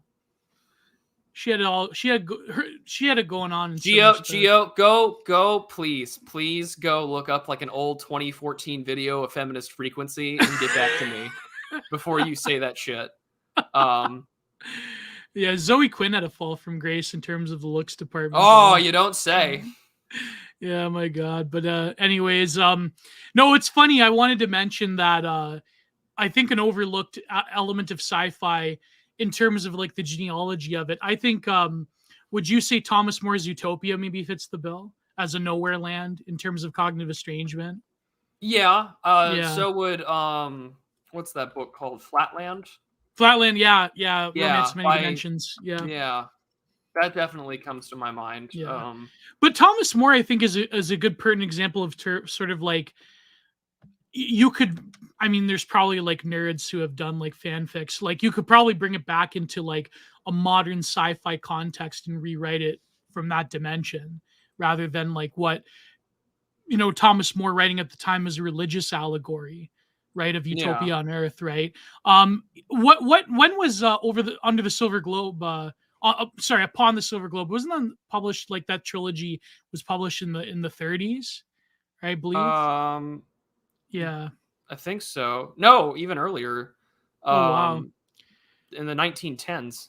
Yeah, because but that was like a critical take on communism, and I believe the author did. Look, people are mentioning like Lacey Green, Rage After. Oh my God, Rage After. What a shit fest that was. But no, the thing is, Upon the Silver Globe, the Soviet Union, they actually took sci-fi as almost like a high form of art. They did. With arms wide open. Because you have to realize, like, I mean, people talk about godless communism, but I do think that there was at least a futuristic element within the propaganda of communism in the Soviet Union, and the space age really kicked it off, because they almost did treat it like it was sort of like because you gotta realize that there was a cosmicist philosophy within Russia way before the Soviet Union, but there sort of was a futuristic element to it, because I think they wanted to take, like, in the absence of metaphysics, they wanted to take sort of a future orientated onward looking approach to art and literature that was inherent within sci-fi. Sci-fi was almost like a religious tale to a certain like rose colored view of Soviet Union ideas. And I think that people have written about this history in academia, these stuffy old communists, but like there was something in there that why did the Soviet Union embrace sci-fi? Because they didn't have any other way to express those quasi-religious elements to their storytelling, which I find fascinating. Of course, it's the same thing with Stanislav's Lens, Solaris, that Tarkovsky directed, right? Like those are deeply psychological, religious films, you know, and I mean, of course, Tarkovsky's relationship to religion is, of course, a complicated one, but I mean, he was able to sort of implement Russian spirituality and still try and kind of like bypass like communist, you know, censors. But I mean, yeah, science fiction has always been, you know, the new Soviet man, the technology of their space program, you know, very famously saying like, I see no God up here. Right? Like that was their way to sort of overcome and finally destroy sort of like that last metaphysical element of old Russia, I think, in a lot of respects, which it kind of funnily enough. Well, it was a failure, though. It did. It failed. Yeah. It did fail. And I mean, again, Tarkovsky's best film to me is still Andrei Rublev for that reason, outside of The Sacrifice. Those are some of his best works. But yeah, those things. Oh, yeah. And the Russian novel We comes to mind. Yeah, absolutely. Yes, We, Bazamayan. Yeah. Yeah. You can't go wrong to that. So it definitely comes to my mind in that respect. It's just, and the fact that sci-fi could cross-cut different audiences, children, old people, like it, you know, I guess you would say it's kitschified in that respect. But the fact that it could like have, like, I noticed that like outside of the West, there isn't that much clear delineation in terms of entertainment between demographics of people. Like, for example, Bollywood in India is like that. Like, old people listen to it, children listen to it. You know, sci-fi, I mean, there were times in the Soviet Union where like Russian futurism in the art world took massive hits because it became Soviet realism. Everything was about Soviet realism. But sci-fi like brought back certain elements of Russian futurism because it was sort of treated as harmless, quote unquote, because kids can like it, you know, old people can like it. So like there was a lot of ways that people in like the illustration and art world, not the art world, but like proper, but like sort of you know, illustration, comics and so forth, animation, those were sort of like, they managed to evade the censors in the Soviet Union because the Soviets, like the technocrats, the apparatchiks, they're like, well, kids like it, so it's not that subversive. So it's like, well, who cares? It's not real gripping artwork, right? So that's the real mistake there. Yeah. Especially Soviet animators, like animation in the Soviet Union had a lot of very critical takes on Marxism that like, it's astonished how it got through the censors, I guess, because they figure, well, children are listening to this, so who cares? Right? Sorry, watching this. So yeah. I mean, we haven't talked about C.S. Lewis's space trilogy. I mean, I mean, those three books are great. Out of the Silent Planet, Paralandra, That Hideous Strength. Everyone cites That Hideous Strength because it's probably the most Christian bits of it all. But I mean, there's also a lot of sort of like pre-Christian folklore elements inside those three books. Like a lot of people give Lewis shit for not being like Tolkien of borrowing off of like pre-Christian or pagan traditions, but he does in these books, I think. Yeah. I read them in high school and I was like, there's definitely stuff in here that was not just, this is not the Chronicles of Narnia where the lion is literally Jesus Christ, you know, that's, these had a little more nuance to them. But I mean, he's got a lot of great books in that respect, but, shall we continue on with the article? Yeah. But one last point. You notice how in the Soviet Union, they didn't care that much about like media that they thought was coded for children. But nowadays in the West, that's all that our enemies care about is media designed for children, like cartoons especially, like woke cartoons. Well, I mean, there's from the U.S. event just last month. There was a great line from one of the speakers. He says, "We recognize on the right that children are sacred, but I think people really need to recognize so do our enemies. And our enemies know that children are sacred, and that's why they go after them." It's definitely in that respect very true. But yeah, I mean, this is a short article, but you know, we've one page. We had so many tangents. This is content, ladies and gentlemen. Peak content. This peak digital archipelago right here. Peak digital archipelago hours, sir. But we'll continue on. The position is attractive and has the merit of relatively hard edges. At the very least, it does not throw into despair the prospective student who cannot read medieval Latin or linear B like its converse, and it has its megalomaniac extremes, for instance. I subscribe to it. The late John W. Campbell maintained that science fiction is the mainstream, of which all other kinds of fictions are only backwaters. Huh. Funny money. Funny. Yeah, I don't know if I buy into that. I mean, at least in the 1970s, maybe in the proliferation of, because this was published in 1979, he died in 75. Yeah. I mean, this is like right out. I mean, this is before Star Wars came out, but I mean, this is also where you had Star Trek, Battlestar Galactica wouldn't come out for another 2 years after Star Wars came out and A New Hope did. So maybe, I mean, there was also Buck Rogers in serials, but I don't know. This was after the space age too in this article. Yeah, that's true. That is true. I mean, Mm. we're just beginning. We're just closing the moon program. We did have the Apollo Soyuz mission. The UFO phenomenon was also going strong here in this Project Blue Book or whatever. Not the one about, no, that's Blue Beam. That's the religious one. But no, Blue Book was the official investigation that J. Allen Hynek, yeah, that Congress had. When did Strieber come out with Communion? What year was that? I read Communion. Strieber Communion. Let's find out. But then, like, it's funny because my old man's really into this, right? With the Coast to Coast AM listening, he's like, I remember when Strieber came out, but then he became a quack. Yeah, well, at least 85. Okay, so no, 88. It came out in 88. Yeah, the 80s like was sort of years. like a mini revival of the UFO thing. 10 years. All there. Oh boy. So I think that's Argentinian pesos. Good. We have a diverse audience, don't we, gentlemen? Oh man. You know, there are. We're a very inclusive community as long as you are also equally dissident and equally discriminatory.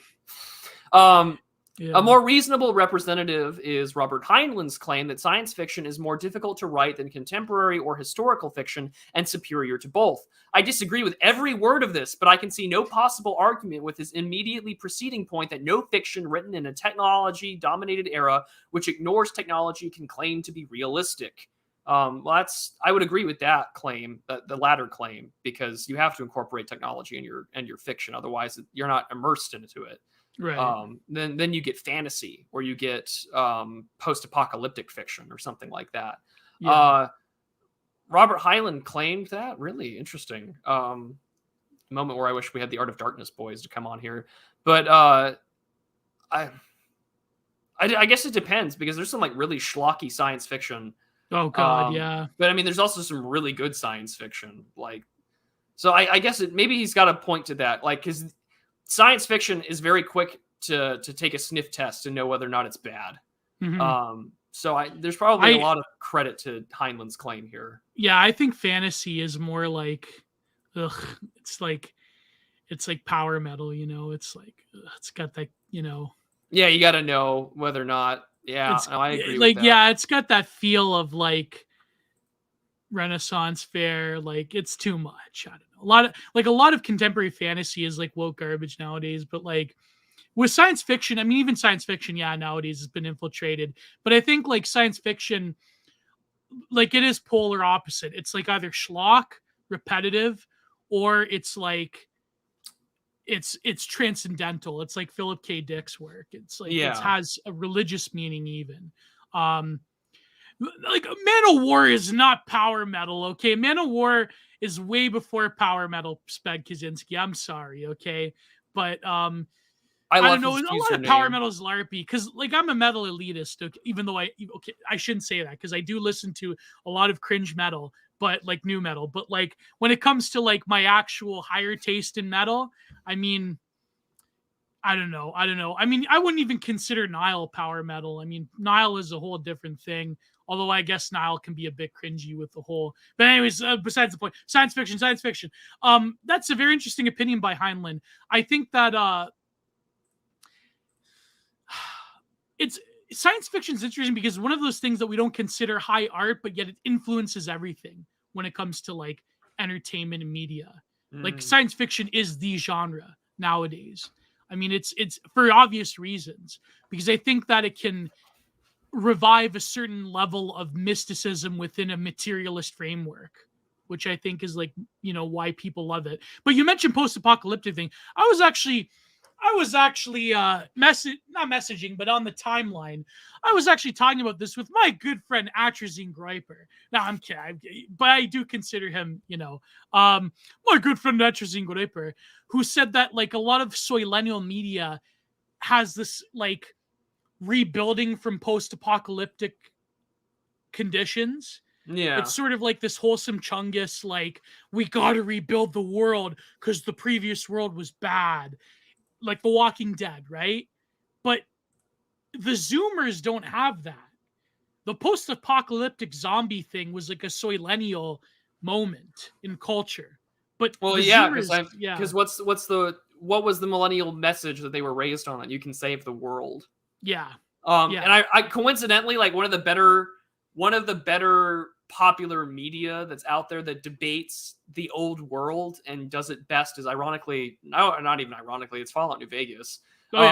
Old World Blues, of course, Lonesome Road, or not Lonesome Road. No, it is Lonesome Road. And then, Dr. House and the rest of them are all like, the old world got you to here, which is the post-nuclear apocalypse. How badly do you want to fucking go back to that?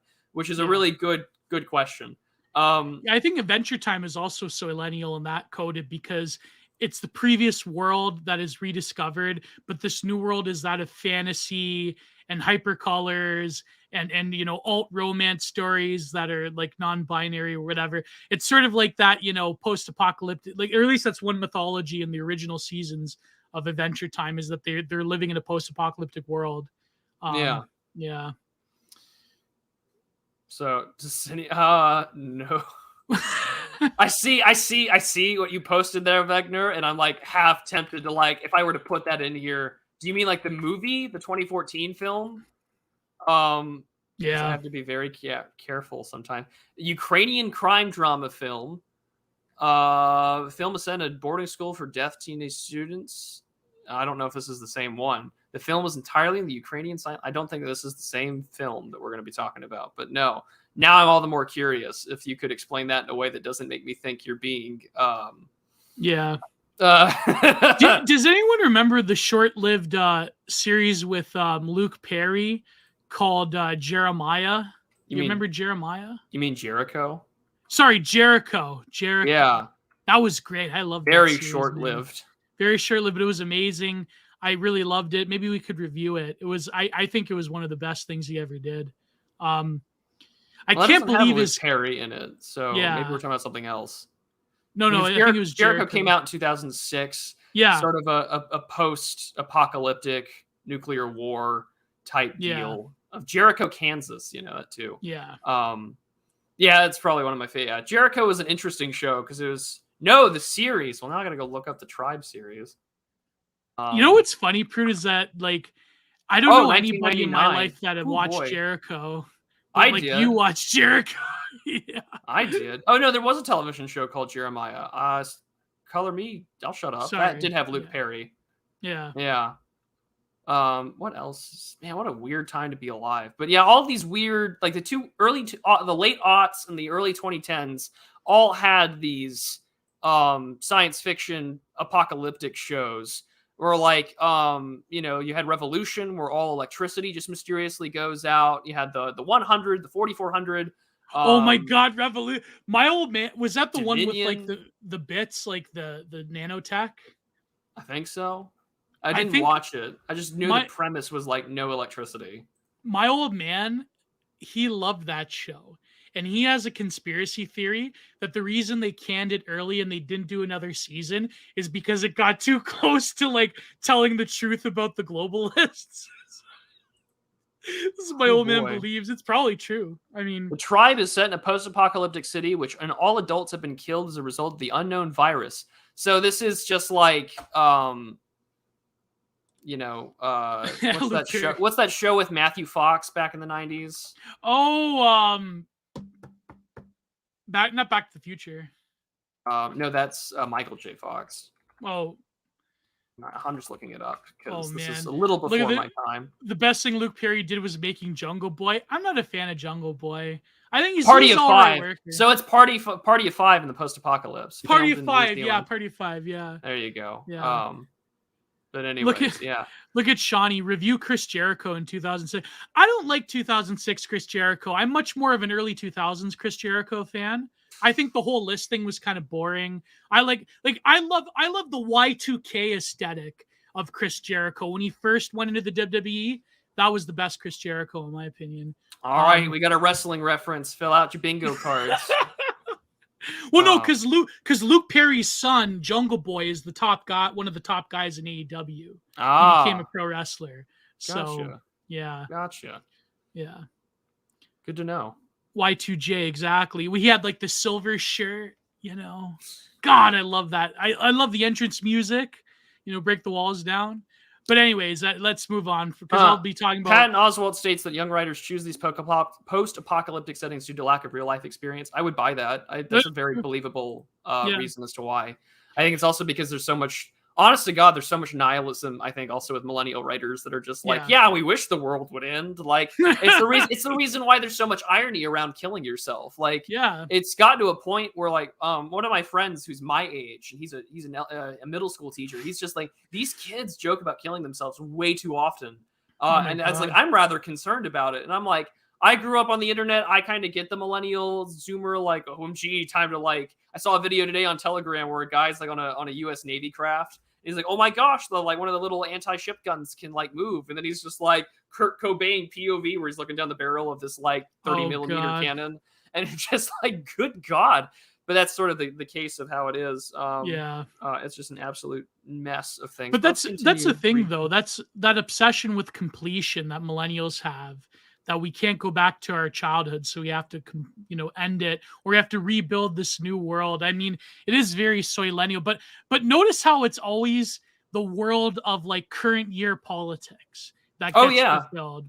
I mean, this is what happened in the Last of Us television show. Yeah, because it was basically unapologetic. What's the word I'm looking for? Unapologetic, like Marxist, communist apologia. The post-apocalypticism is where there's no class and we all share things, and it's just like the world had to end for your little Marxist utopia to fucking happen. It's like The Walking Dead. I said, like, would there be like lesbians in the post-apocalyptic world where most of the population? No, there would not be. No, you would be forcibly, but like you'd be forcibly taken away in any post-apocalyptic situation so you can breed back the human race. Like, that happened throughout history, there are no by lesbians. The way. I mean, there'd be some hardcore conversion therapy in the post-apocalypse, right? Yeah. This is why they make all of the like Christian preachers in the post-apocalypse fucking bad guys. Yeah. Not for obvious reasons, but yeah. No, except for the one guy in The Walking Dead who's like this, he's like he's the not the stepfather, but the father that stepped up to like the mixed Latina Indian stepchild. What's his name from The Walking Dead? The minister. I forget his name. The black guy. Yeah, the black guy. Yeah. Wholesome Rick Grimes interviews. Yeah, there you go. Ain't gonna happen. Literally in the pilot episode, there are no more us versus them anymore. And I'm like, nah. And every scene where order breaks down, it always goes back to us versus them. I said this in my review of The Walking Dead, my video. In the real world, like if that happened, Negan would have won. Okay. Oh yeah, in a heartbeat, no doubt. Yeah, in a heartbeat. Order would have been established the moment he decided to like blast, Brian's brains out with like Lucille or whatever. Like, order's established, you're in charge, right? You mean to tell me the fascistic cult of personality with a harem would have won against wholesome Chungus Rick Grimes? Yes. Okay. In a heartbeat. In a heartbeat. Yeah. Right. Oh yeah. And the same thing too, where he burned his congregation alive. That's so true. Yeah.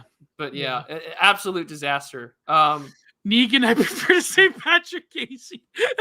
A Nick Landical for Leibowitz. I actually really like Canticle for Leibowitz. It's probably one of my favorite science fiction books of all time. What's that book? I haven't heard of this. So Canticle for Leibowitz came out in the 1950s. Yeah, 59. Walter and Miller. And it's basically nuclear war happens and it's set in a Catholic monastery out in New Mexico. How have they not heard about this? This is crazy. I wonder why. But like one of the scientists that, is working on this is, of course, being a Jewish man, Leibowitz, right? They kind of find his work and things like that. But I mean, World War II, after, the war, World War II ends. Wait, Catholics? And Jews having to live together? No. But the Canticle for Leibowitz thing is about sort of finding his old, technologies and things like this. Oh, I see. Yeah. Like technology falls apart. This monastery kind of helps keep the world around. And so it's based off of sort of like the monasteries during the Dark Ages. Yeah, is that what it's about? Kind of, Oh, basically. Yeah. And so they have to sort of help rebuild things in that respect. And they do a lot in that respect, and with keeping things going, to keep the oral traditions and survival. And the book spans like 1,000 some odd years. Like, it's intense. That's actually a beautiful allegory for what the Catholic Church did during the Dark Ages. Like when this is what killed. Like, that was my favorite new atheist meme that was so easy to debunk, because you look at virtually every major scientific advancement had some either funding from the church, or they were like friars, right? Yeah. Like Gregor Mendel with like Hereditary and Inheritance was I believe is an Augustinian friar. The whole model of the Big Bang Theory was meant to align with Catholic theology of creation, and was actually founded by clergy. Just very interesting in that respect. Yeah. A Book of Eli comes to mind. But Book of Eli. What you think is a medieval story is actually nuclear war in the future. It's so true. Yeah. By the way, I have to give it to Remnant Poster. He actually brings up a good point. They wouldn't have even made it to Negan's region because the governor would have won. Oh, yeah. Absolutely. Yes, the governor definitely would have won. Yeah, I mean, come on. Yeah. It's definitely the case. He did a good job. What's his name? The British guy. He did a great job playing the governor. His crime drama, the British series that he did was really good. Yeah, because of course my parents have BritBox, so they watch all those. Portrayed by David Morrissey. David Morrissey, yeah. A Basic Instinct 2, The Walking Dead, Sense and Sensibility. Oh, he's in State of Play. That's what I know him from. Yeah. The Ones Below. He's in Blackpool, Red Riding, 1983. Sherwood, interesting. All sorts of stuff. Yeah, he was in Sherwood. Yeah. Oh yeah, I do not watch a lot of British television. Maybe I should change that. Maybe there's some good stuff in there. There's amazing stuff in British not current British television, but a few years ago even was pretty good. Yeah. Yeah. So let's continue. Kingsley Amis, throwing out of the court any form of cultural aggrandizement and admitting so few critics do, that a major function of science fiction is entertainment, sees it as an exclusively 20th century form of social satire, though this was unavoidable with H.G. Wells, was unavoidable and richly earned the inclusion of H.G. Wells. This is definitely too narrow, because there's science fiction that was social commentary before the 20th century. Flatlander by Edwin Abbott Abbott is a great example of this. That's a science fiction story that is satirizing Victorian England. And not the 20th century. Brian Aldiss' history casts its net far wider, but also holds that science fiction cannot sensibly be said to have existed before science. His earliest allowed starter is Mary Shelley, and a consistent choice and admirably founded and defended the modern Prometheus. But these two schools, despite their apparently fundamental opposition, are simply two sides of the same balloon. Take the best of the first school, Nichols, and turn him inside out, and you have the best of the second, Aldous. Topologically, they remain identical. In some lesser possible pairs you will have, we'll let quite a bit of gas out first. There's an important sense in which Gilgamesh, Grendel, and co. indeed do belong in any history and theory of science fiction, though it is not a sense either advocated or rejected by either side. If I can establish this detail, the 5 theses listed at the beginning will follow almost automatically. The future is a presentation of the past. Somewhat 90% of the central thesis of this essay, which I haven't stated yet, is not mine at all. I stole it from Oswald Spengler. This is something more than usual in acknowledgement of debt, for the fact itself has supported datum for the thesis. However, it also requires some definition, since for the sake of brevity, I shall use Spenglerian terms, because these words are also common in common use. Considerable confusion would result without prior notice to the special senses Spengler attaches to them. Hence, I place a glossary here instead of the usual place. So this is also a good time for our audience to get caught up on Spengler. But yeah, this is why I wanted to talk about this one. Yeah. I'm glad Johan brought it to my attention. I'm in a group chat with him and Kruptos and a few others, and he's just like, yeah, you should read this. And I was like, thanks, you gave me my episode for this week. But that's a good debate, actually. Like, do you think that science fiction could theoretically have existed before the quote-unquote advent of science, as we know science being a function of society and a unified field of knowledge? I mean, there always was. I mean, what is the meaning of science, right? Physis. What does physis mean in Greek? It means, natural philosophy. It means sort of physical, not just physical, but also like the exploration of a body of knowledge of the natural world, right? So could science fiction exist before science? I mean, would it just be mythology? That's like a very interesting question there.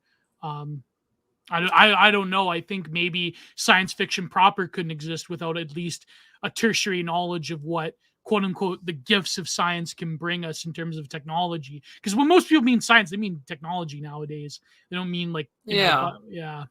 I don't know. Like considering that, unless you were in a guild or something that unless you were literate, Mm-hmm.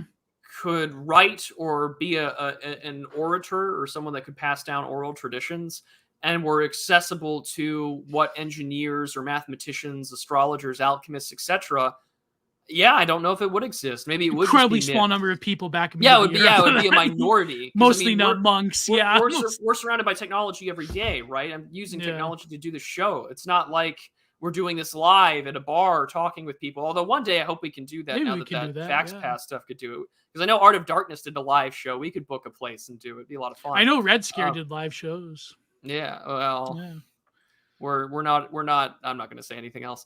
But yeah, it'd be a lot of fun. I don't know. Like unless you were like a scribe that knew people, I don't know if you could.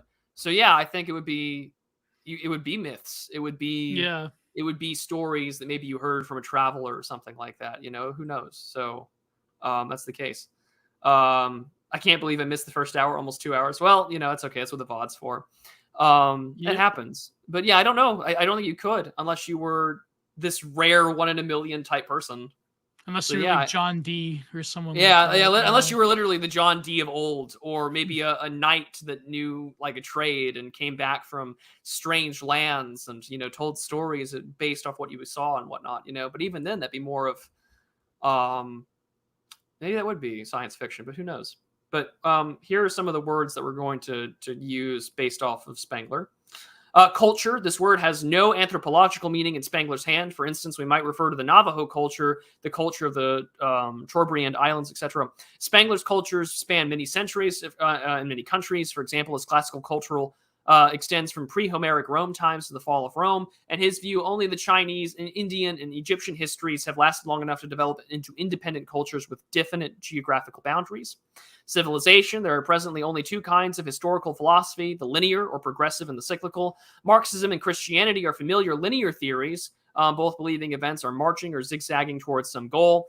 The cyclical theorist believes that history repeats itself. Toynbee tried to believe both at once, resulting in 8 minutes of minutely documented bewilderment. Toynbee is still definitely worth reading.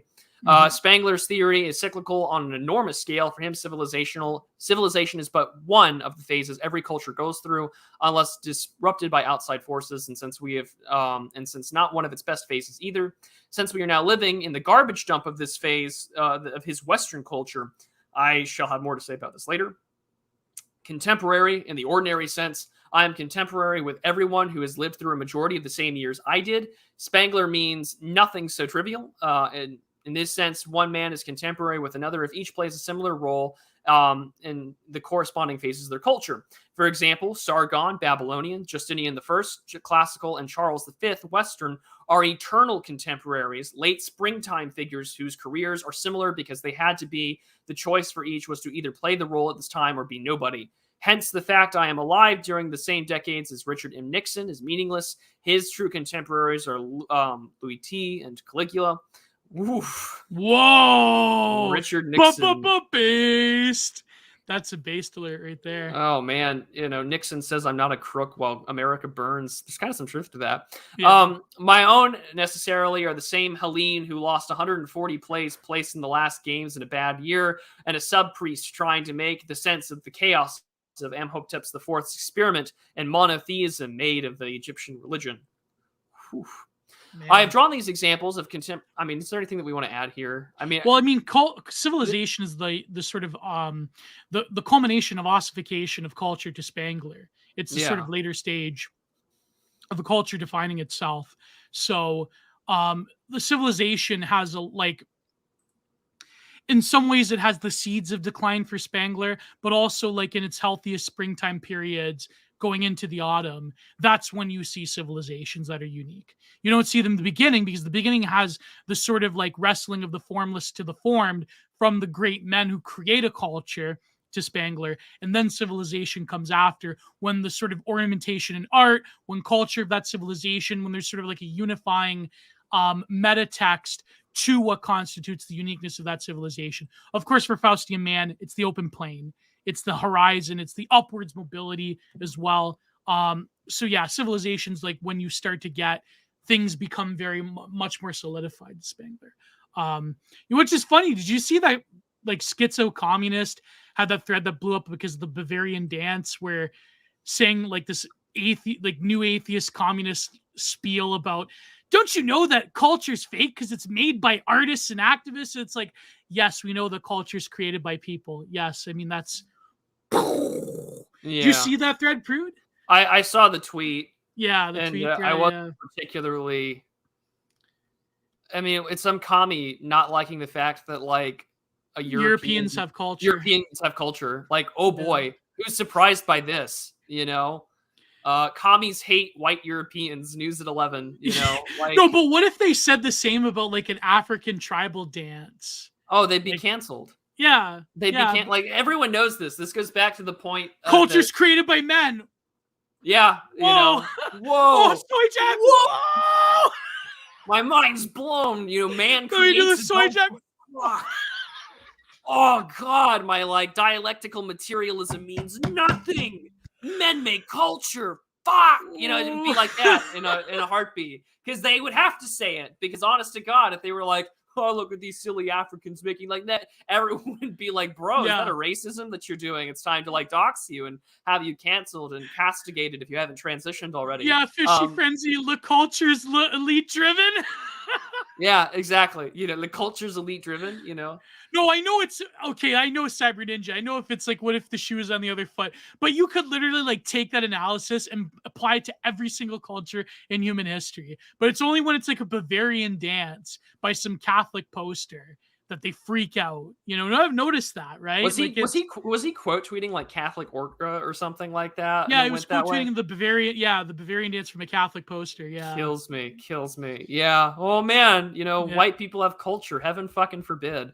And like that's the case of all progressive and dialectical materialism. And I'll have a Substack out on this soon. I've almost finished with it. I've sort of turned myself from Twitter to like fucking right. But like, what is the leveling is fake and gay. Like it all roots down to where there is no culture. It's all this monoculture of everyone's got to be with millennial writing, the shibboleths of like, you know, you got to bow down to the Great Zimbabwe and the Troons. Like that's the way that it goes.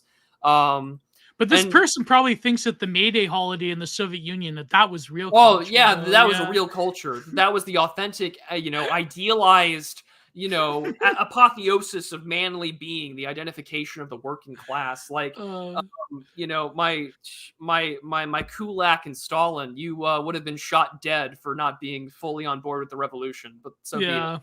One of my favorite, one of his favorite lines. One of the cuckoo clock. That's basically, a Douglas. Basically that. One of my favorite lines from the Laurence Olivier documentary on World War II. What was it called? World at War. Yeah. One of my favorite, my old man, he always quotes this line. He's like, it's because it was so funny. Like, he's like, Laurence Olivier was like, you know, the Austrian painter gave the German workers their much needed May Day holiday, but then he just abolished the unions after. So it's like, he's like, yeah, I'll give you your union May Day holiday, but then I just abolished the unions. So I don't know why my old man always thought that was funny. Like, it was like he abolished the unions. It's like, yes, I'm giving you your May Day holiday, but I'm also abolishing you. So that's kind of leave Agippius alone. So true. So true.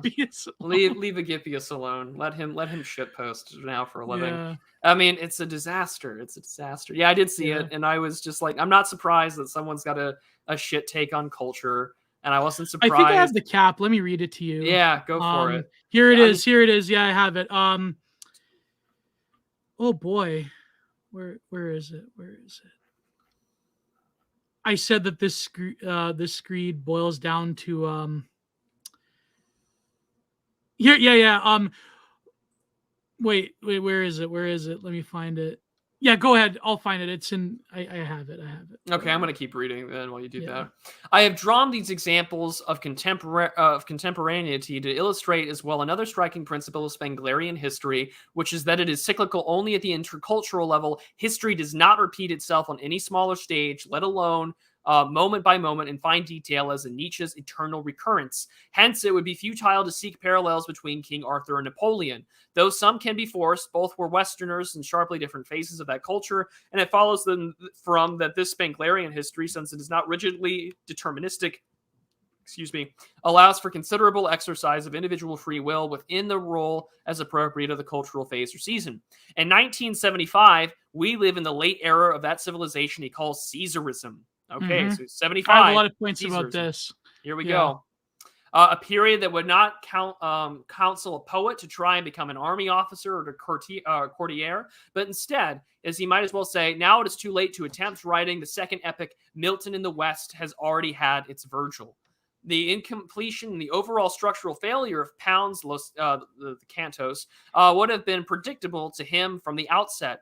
On a broader scale, most of Spengler's predictions of the 20th century after 1921 have come to pass, and in them in order in which he had predicted them to a good test for any theory. He did fail to foresee that they would happen so fast, but he would set the date for utter collapse of the West around 2200, which is just as much time left as the Club of Rome gives us for any same reason, insanely runaway technology. Yeah, I forget when the Club of Rome was really big back in the 70s. Yeah.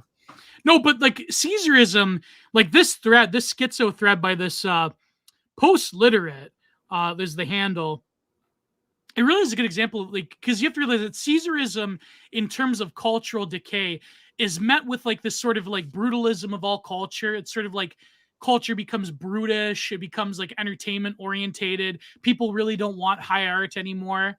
High art, is basically on its last legs. The sort of unified cultural ornamentation of art and art and literature, that declines severely.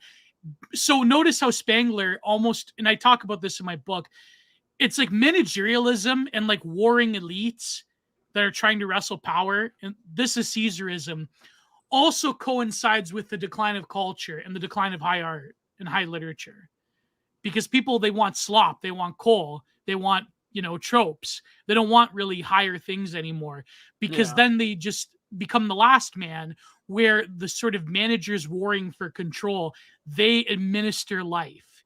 That is essentially what Spengler predicted with Caesarism. So, for example, you have this culture attitude right here by this post-literate person. Almost everything you know about your national identity was effectively made the F up by activists, artists, and intellectuals as late as maybe 100 years ago. What you see and what you know is the preserved museum-like sterile juxtaposed version of culture. It was consciously constructed and fictionally represented. It's novel and political. None of it's actually real. Looking at it as some romantic cause for the preservation of your made-up national identity that's what it's supposed to do. It's supposed to evoke isn't real in any sense. That being said, I cannot stop laughing at the video. Your big cosmic moment of nationalism. Okay, so culture's made up that's designed to inspire national unity. Oh my God, I didn't realize that. You're just telling me this for the first time, right? But the reason I tie this to the Caesarist aspect of Spengler is that when you start to exhaust all of the original signification within a culture, and you just have this like blind technocratic exactly. Yeah, that's not real Spanish culture. When you have this like blind technocratic managerialism, this sort of like nihilistic attitude towards culture itself then fills the void.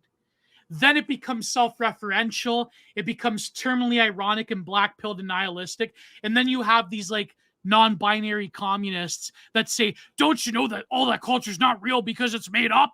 It's socially constructed. That attitude can only come about from a civilization's winter period. That sort of smug, self-referential, terminally ironic take, that can only happen when you no longer have that vitalistic upsurge of a civilization creating its own sense of uniqueness. Exactly. Yeah, no, it's so basically that MB communist, that's a perfect illustration of the winter period of civilization. Sorry, go ahead, Prude. It reminds me really a lot of what we talked about last week with Dave, because it's just like, even we kind of are an acknowledgement of the winter period of this civilizational era that we're in. Are we ever going to be Tolkien? Probably not. Are we ever going to be Cormac McCarthy? Probably not. Nope. Are we ever going to be H.P. Lovecraft? Probably not. Are we ever going to be Jules Verne? Are we ever going to be H.G. Wells? Probably not. But we want to at least carry on that tradition. And I mean, that's really the important thing that really gets to me about what we're doing.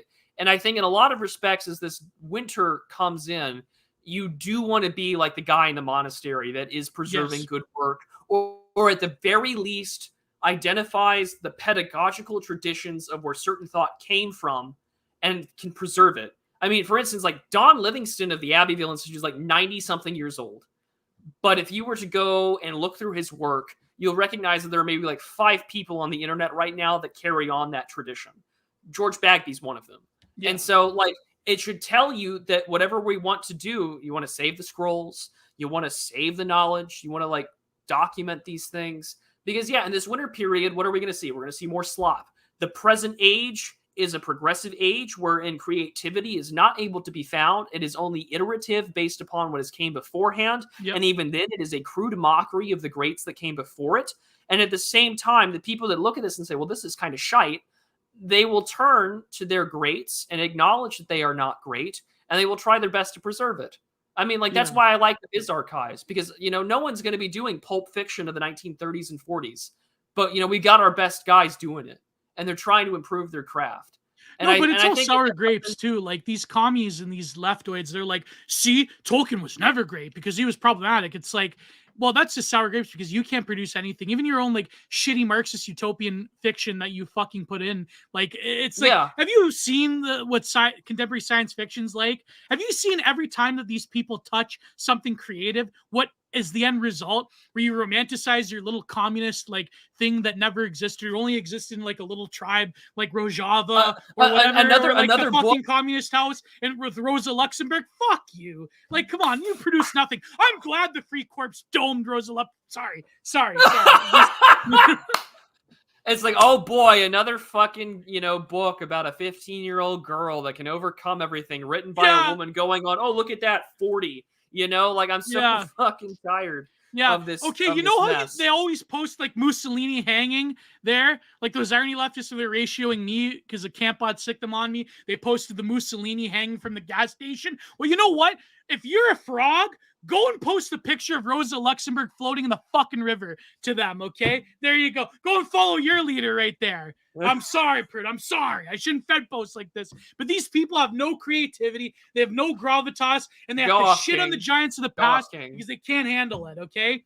I'm sorry, but I can't compare Robert Heinlein to some fucking they-them sci-fi author of this day and age that writes some Netflix series. I'm sorry. Those two are not the same.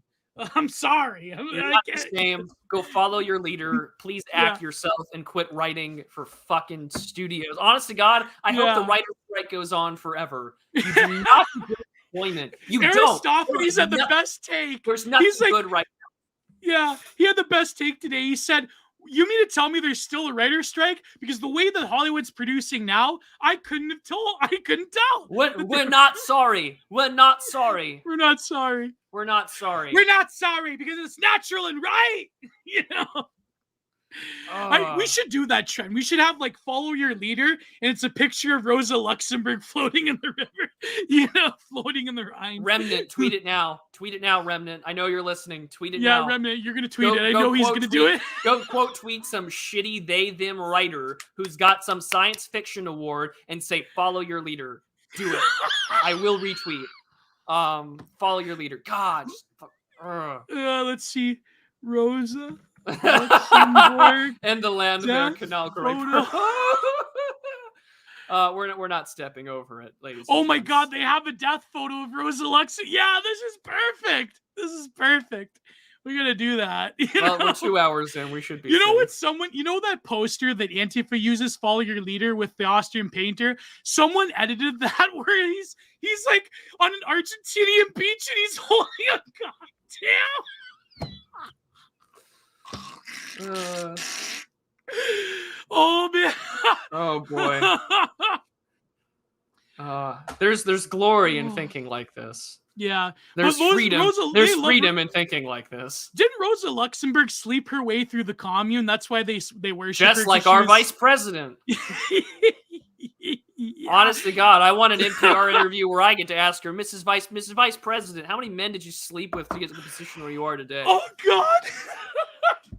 She was a dame. How was Slick Willie? How was it? Just tell me. Oh my God, that's fun. You know what's funny is that that California is controlled. I think Sandbach said that California is controlled by like 9 families. Yeah, and so she probably has the genetic material of all 9 of them. Oh yeah. She's got that microchimerism. That's why she can't have kids, because the most fucked up amalgamation of the Newsoms, the Pelosi's, and all the other families. They'd all be Newsom there. had to go with Kamala Harris? Oh, I hope not. Oh God, he could do way better.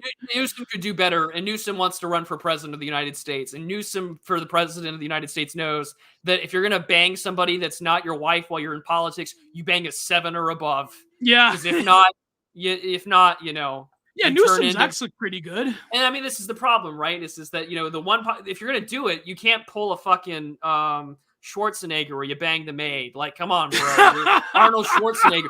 You can do better. But ironically, his bastard child is more like him than any of his other children. Oh, wow. That's crazy. Don't you dare talk about my governor like that. I will talk about your governor like that, because he will do better. I think it was either Sandbach or Bagby. I gotta have both of them on Content Minded, by the way. I gotta find a good thing to talk about with Bagby. I think it was one of them that said that there is this book about Schwarzenegger as governor of California that people were surprised that he turns into this annoying shit lib. Apparently he was always a libtard. Even back when he was this rhino. Bro, you were libtard. A Republican in California. You were a closet libtard. It's okay. It's okay to admit it. Yeah. At best, you're a log cabin Republican, and that's fine. You're a libtard. You're a closet libtard in California. You're a McMartin Tunnels Republican. Yeah. Yeah. You're a Matthew Shepard Republican. We get it. It's fine. Jeez. Hey, listen, Remnant Poster, please use that. McMartin Tunnels Republican or a Matthew Shepard Republican. Where you'll buy into every liberal mythology, and it doesn't matter, because at the end of the day, you're still worshiping a drug addict. Yeah, exactly. That's basically my Republican Party, bro. They're MLK worshipers, and they're pro-gay marriage. That's where we're at. And that's that's my spicy take. Is that Matthew every time Shepard we come up, was the hero of conservative values. Absolutely, he sure was. It's a matter of time. It's a matter of time. This is a fucking great episode, bro. Honest to God, I'm not surprised that fucking what's her name? The Cheney, Liz Cheney. I'm not surprised she's already said that. Liz Cheney should have said that. 1, to spite her dad, and 2, to make amends with her sister. That Yeah, he was the epitome of conservative values, and she could do the whole Yellowstone posting thing on her Jeep and her fake ass country accent and go on there and be like, "Yep, yeah. Matthew Shepard is the embodiment of conservative values." That's a Cheney thing to say. That is a Cheney thing. Yeah, exactly. Yeah, because at the time during the Bush administration, they had to kayfabe the "don't ask, don't tell" gay marriage thing, and because everyone thought when Bush got elected, they were like, we're going to amend the Constitution. We're going to make sure marriage is defined between one man and one woman. And we never fucking got that. Gay rights exploded under fucking Bush. Well, it's like Reagan with abortion, right? It was the same. And no fault divorce. Yeah, and no fault divorce. That's right. That's right, because that happened in the Reagan's watch, right? So yeah. I remember one time, this is deep geo lore. Okay, this is deep geo lore. I remember one time, this was years and years. This was back in 2011.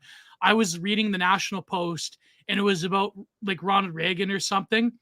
And there was this one schizo that said, God bless Ronald Reagan because he didn't interfere with Roe versus Wade and the woman's right to choose. And at the time I was pretty hardcore on Reagan, right? I was in high school and I'm like, why would they say that about Ronald Reagan? Then years later, I was like, yep, no wonder, right? Yeah. No wonder. Yeah. No wonder. I mean, Reagan did amnesty, gun control, tax increases. Oh yeah. Are there some things that his administration is redeemable for? Probably. Am I ever going to look back and say he was a great American president? Yes, sir, Ronnie, man. Let's go to Hollywood. No. Did ammunition charges go way up and ammunition taxes go way up under Reagan?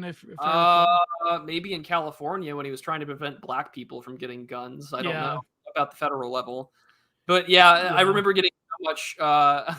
When I had Jeremy Carl on, it was like, he talked about Reagan as an example about like governance. He's like, yeah, he had good personality, did some good things, and the comments were just like, this guy's like, retarded or whatever, and it's just like, I can't forgive Reagan for anything. But that's like Fishy Francie Keed, Reagan's the best. Yeah, Keed. I believe. I believe that's a pretty. That's when he was governor and when he was a little more based and still had his mental acuities with him. But still, firing the air traffic controllers was based. Actually, I would agree with that. Break up the unions. That was a good. I mean, that's what we're here for. That's what we're here for. Breaking up unions. Well, who was it that caved for the union? Was it Bush or was it Obama that caved for the air flight unions? I don't know actually. Off the top of my head. I know when Obama was still in the White House, he had a weird union dispute towards the end of his administration with some like longshore guys in California with like the ports. I think he kowtowed to it in the same way that Biden sort of has with the trains.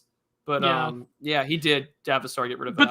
But then the US government became like a lobbying arm for big air. Like with Boeing, they like tried to like offload models to the French, and the U.S. government was basically like threatening like European countries to adopt American planes. Yeah, because if you're a huge corporation in America, that's just comes with the perks where you have like literal like DARPA military technology people working on your CEO board.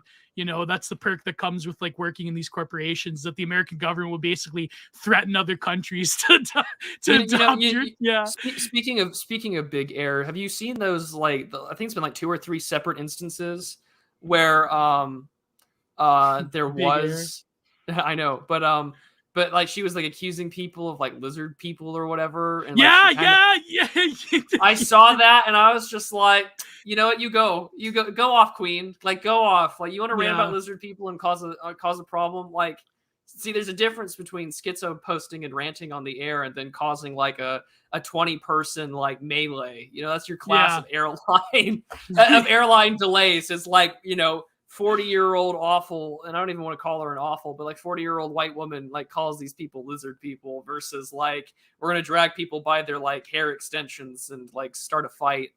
That's the case that we've got going for us. Now that airline schizo fellas, perfect blonde woman. I think Billy did post that. She could be our next Hollywood. She could be our next Margot Robbie. There you go.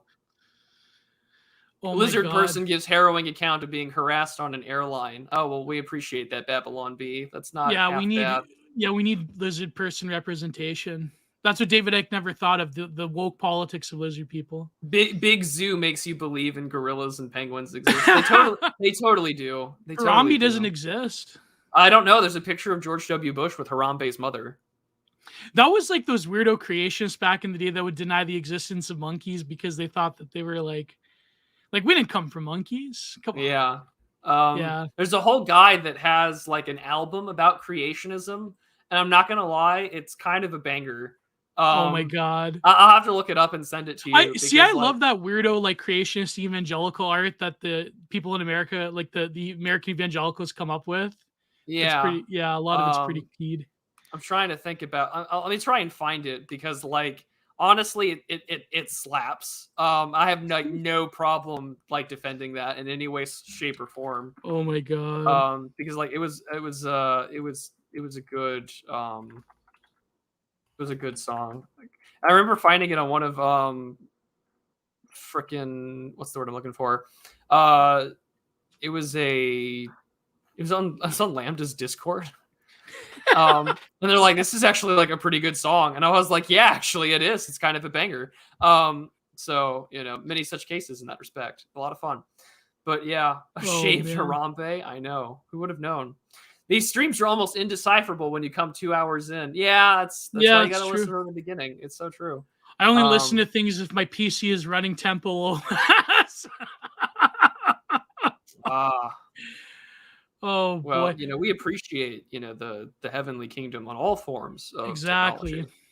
technology. But yeah, bangers are necessary to like produce like good. And it's funny because this is like I don't. Is this the one where is it David Reeves? Maybe it could be him. I'd have to look it up, but if not, I'll just ask like Lambda for like the song so I can find it. Big Zoo is my favorite schizoid conspiracy theory. I don't Big know. Zoo. Actually, I like zoos and I like archaeology and I like paleontology because it is like the ultimate like white man's field in that respect, where it's just I like cryptozoology. yeah, like in the 1860s and the 1880s, we shot people over like bones of creatures millions of years old while trying to like make sense of the world around us. Like, I'm sorry, based, unfathomably based. I like it when scientists used to be masculine. They used to actually like go after each other to like get to the discovery first. There's plenty of cases of scientists having duels and killing each other over discoveries. Look up the Bone Wars. Like that's the Bone Wars. Yeah, it's unfathomably based. A rivalry between like Charles Marsh and Edward Cope.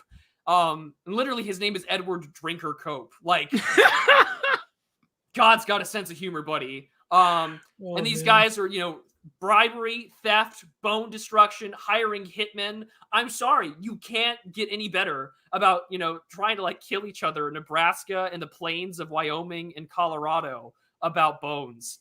It takes so much to like forge science nowadays. Like back in the day, all you had to do was pay a few Egyptians to like deface a few graves and it was good. But nowadays you got to like go through a whole process of like trying to fudge the records. Too bad, man. Look, man, like giants are real. The Nephilim existed. Dragons were probably real. Thank you, St. George, for killing them all. Yeah. Sorry, dude. Like, history's based. That's the case. Bone Wars, is that on the OnlyFans channel? No, but then put Nebraska back on the map for Bone Wars 2. I can't wait for Bone Wars 2. I can't wait.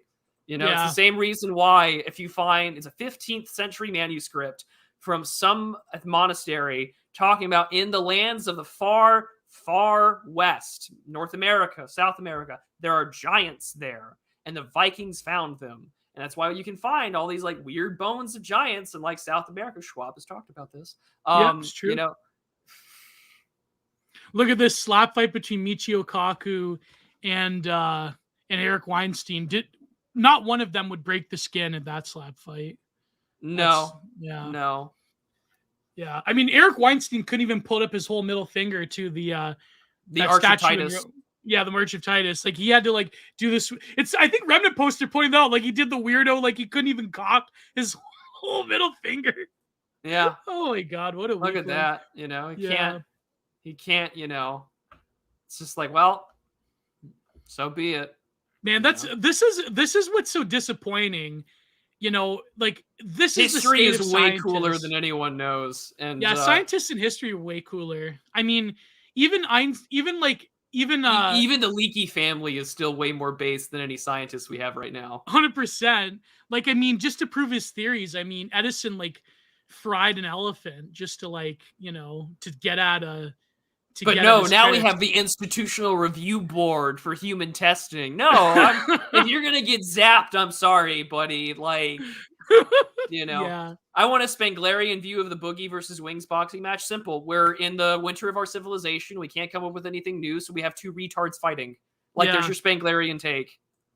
I can't believe Wings won that. I knew, like, okay, Wings has like. Of course he won because Boogie couldn't pull out his gat and threaten people off his, Come on, guys. He's got like age disadvantage Boogie, and like also, you got to realize that like Boogie just fluctuates with his weight too much to like build any lasting muscle. So of course, Wings Redemption was gonna like own Boogie. I mean, I for one, however, I am incredibly looking forward to the Mark Zuckerberg Elon Musk fight, simply because I want Elon Musk to get his shit pushed in. Because I see the two pictures and there's confidence in this. It's like cock confidence.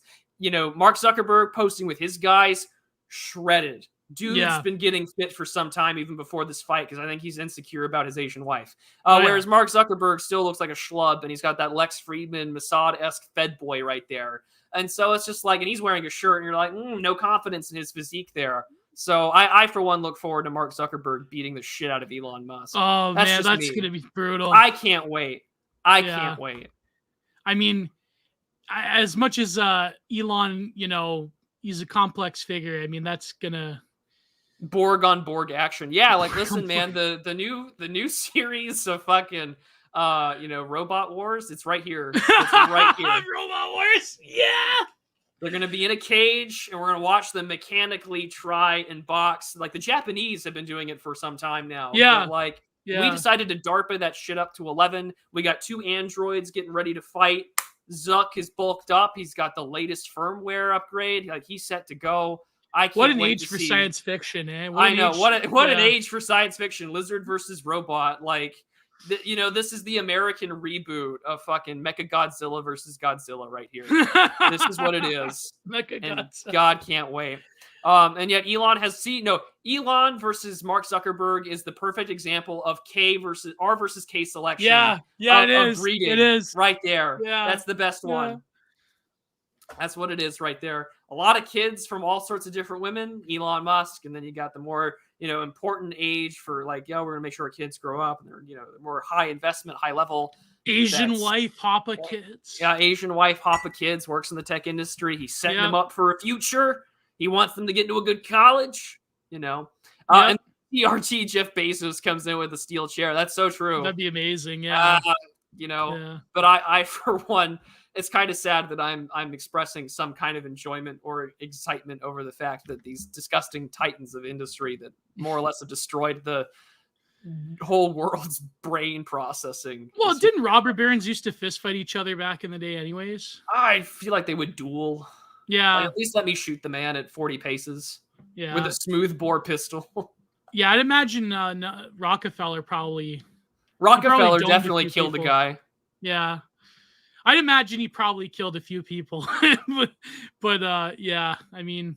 Rockefeller, secretly Mark Zuckerberg's been donating to focus on the family on the side, he's got it going for him. I'd imagine what's another robber baron you think probably killed a few people? Edison probably killed a man. Edison probably, yeah, no doubt. Edison. Outside of an elephant, he probably killed a man. Yeah. They probably who do you think probably redacted a few prosties back in the day? They probably all did. I mean, they probably JP Morgan kneecap, so true. Yeah, JP Rockefeller, the Pinkertons for that kind of thing. Yeah, that's true. That's true. So true. So true. Apparently, Lincoln's. You mentioned Ulysses Grant. Apparently, Lincoln was very good at fighting. He used to fist fight his own men for fun. Yeah. Yeah, he was pretty built. I mean, many men in that respect. Andrew Carnegie, Yeah, Carnegie. I mean, he's Scottish, but I mean, I kind of consider, he probably definitely fought some people. This is the problem with industry with Silicon Valley nowadays, that the Giga Chads are not running it. No. Back in the day, as much as you want to say about the robber barons, they kind of were very Giga Chad-ish when you think about it, Ford, so true. The old school ones. Carnegie used to beat homeless children with his cane while he walked to work every day. Yeah, when they begged for money. That's a very keyed Chad. That's a Giga Chadish. That's a Graperous thing to do, is to beat homeless children while they're begging for money. On your way to work, on your way to the office. Imagine being some guy walking up next to fucking Cornelius Vanderbilt. All you hear is, as he's getting ready to knife you. Imagine. We don't live in that world anymore. We don't. No. Sadly, we don't. No, all our elites. The last robber baron to kill a man was Vince McMahon.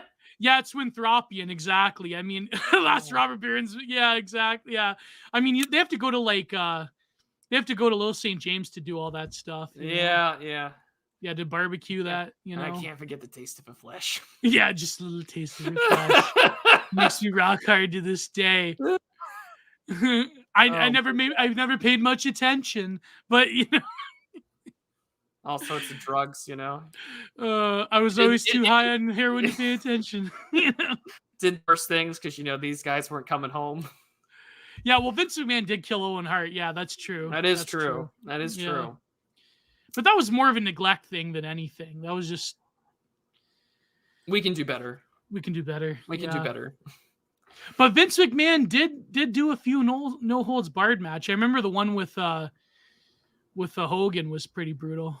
That was pretty good. I'm And the sure. cage match. Yeah. Vince McMahon. Yeah. But anyways, let's move on. It's a 6-page article. And we're 2 hours. I know, and we're still 2 hours in. But anyways, the gnosis of the precrit determination.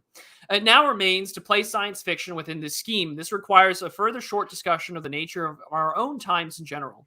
Spangler's view of history is organic rather than causal, and so is his imagery. As previously implied, he compares the 4 major periods of each culture within the 4 seasons. The onset of civilization is the beginning of autumn. At this point, the culture has lost its growth drive. Its lifestyle is codified, most particularly in architecture, in which the building of great cities or cosmopolioi has both expressed culture's highest spirit and drain away from the countryside. Here, too, laws codified and history is written. All history is urban history. And all the arts enter upon a period of attempted conformity to older standard models like 18th century Europe, when it became increasingly difficult to tell one composer or playwright from another. In the West, civilization began to set in about the time of Napoleon.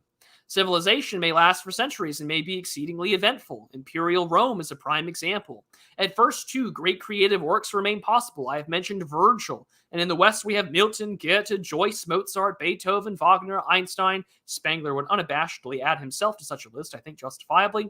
But as autumn ends and a civilization becomes a culture frozen, its brains and heart, and its finale is anything but grand. We are now far into what the Chinese called the period of contending states and the collapse of Caesarism.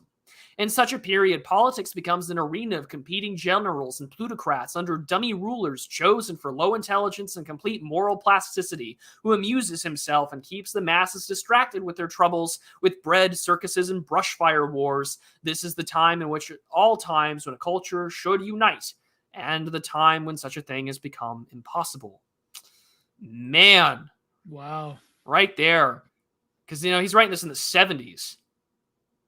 Yeah. But I'm thinking about brushfire wars, low intelligence, complete moral plasticity, Bush, Trump, Obama, Clinton, brushfire wars, the Middle East. Here we are. Whew. Yeah, look at nowadays. Political. I know, it's even worse. Oh, especially with dummy rulers. Right we there. just talked about Margot Robbie being mid, so that's. Yeah, I know. Yeah, it's not like we're doing dummy rulers. Yeah, I mean, America is ruled by a literal dementia patient, and Canada is ruled by a theater kid. Yeah, a theater kid that of low middling intelligence. So. Theater kid nationalism, yeah, that's where we're at. No, theater kid internationalism. Yeah, right. Theater kid globalism. That's what I said to Dark Horse Sam. Like, by comparison, Rishi Sunak is like Kissinger compared to Trudeau. I mean, I know, right? Yeah. At this point, it's just basically we've got theater kid Atlanticism. Yeah, versus the world. Huh? Yeah, Nafos creating AI edits of NATO heads of state. Absolutely crazy. Like that woman in Latvia, or it was Lithuania. One of the two. The one that's like base Nafo. I can't attend the conference. That clip was so. Yeah. It was Estonia, wasn't it? Estonia. Yeah. You mean like the yappy Chihuahua nations that, like they can't do anything, so they have to like rely on America and Britain and Germany and France to like wage a proxy war against Russia. They can't even become like the main character in their own like ethnic hatred. It's sort of like I forget who it was, but it was it was Howling Mutant, that like people with like pronouns in the bio can't even become the main characters in their own revenge fantasies. Yeah. You remember that? Yeah. Yeah. It's like they have to offset the threats. They can't just say, I want to redact you. They have to say, what if someone else comes and redacts you? Yeah, what if someone else comes and does it, many such cases. That was so hilarious. By Howling Mutant just like shredded all those people. That was hilarious. He's so true. He's so right. Yeah. We'll continue on. Yeah. Second religiousness up next. So here we go. Among the masses arises a second religiousness, in which nobody actually believes. An attempt is made to buttress this by syncretism, the retching out of context of religious forms from other cultures, such as Indian, without the faintest hope of knowing what they mean. The process leads inevitably towards the revival of the occult, and here science and religion overlap to the benefit of neither. We've Well, already keep seen in mind this. he wrote this at the height of the New Age movement. So Yeah, in the height of the New Age movement, the gurus, the swamis, and things like that. Many such cases, and you still see this today with like sex cults and all sorts of stuff. Yeah, Keith Raniere comes to mind and all that jazz. Yeah. Economic inequity, instability, and wretchedness becomes endemic on a hitherto unprecedented scale. So true. And the highest buildings ever erected by the classical culture were the tenements of imperial Roman slums, crammed to the bursting point with freed and runaway slaves, bankrupts, and deposed petty kings, and other political refugees. Well, now we import them all en masse. Yeah, now we just import them. You know, we don't even like white trash. We're just gonna H1B that shit. I think it's funny how Spangler, like 1-to-1 compared to Nostradamus, probably got a bit more right than Nostradamus in some ways. Well, he's also more recent to us too. Yeah, true. That's another thing. So yeah, you can't compare because Nostradamus did get quite a few things right, but given like the context and like the sort of pulling back into history compared to like Spangler, which is like, let's face it, the interwar period, that's relatively recent to us. Like there's still people alive that were alive in Spangler's time. So yeah, but.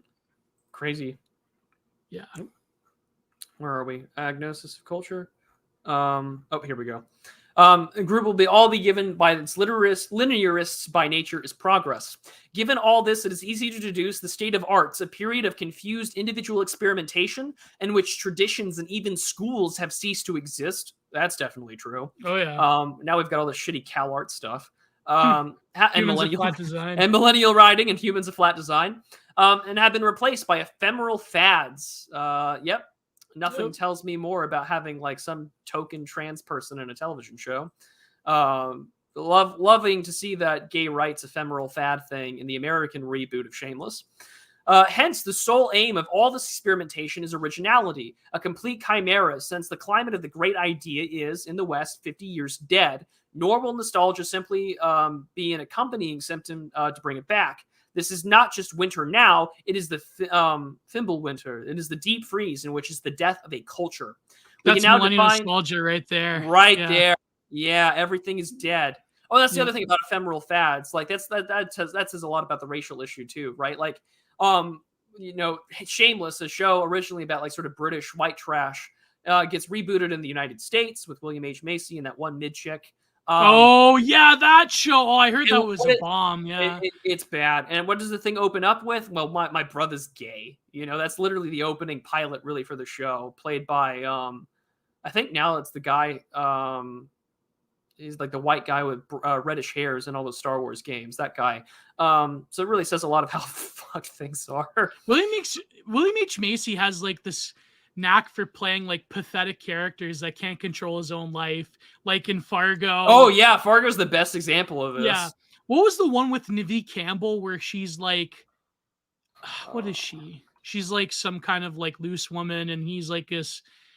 I think. Oh no, he plays like an assassin, like a professional that his father like hands him down the family business of being a high paid assassin. Oh, what's that movie called? It was like he was like one of these pathetic characters. He's very good at that. I don't know why. It's just like, like the guy that like he's going along with it. He has no agency though. Kind of like in Fargo. Yeah. Well, it's like that also. It's like that in The Cooler.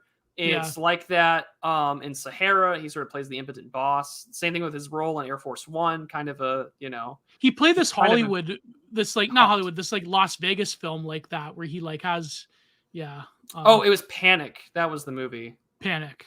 Yeah. Panic. Where he just sort of goes. He's the modern white man. That's. Yeah. I do miss Kyle Katarn. So true. Emily Rossum's higher than I'm more or less dismissing of the show, not the actress. I'm sure she looks good, or she did look good. But yeah, what a mess that we live in.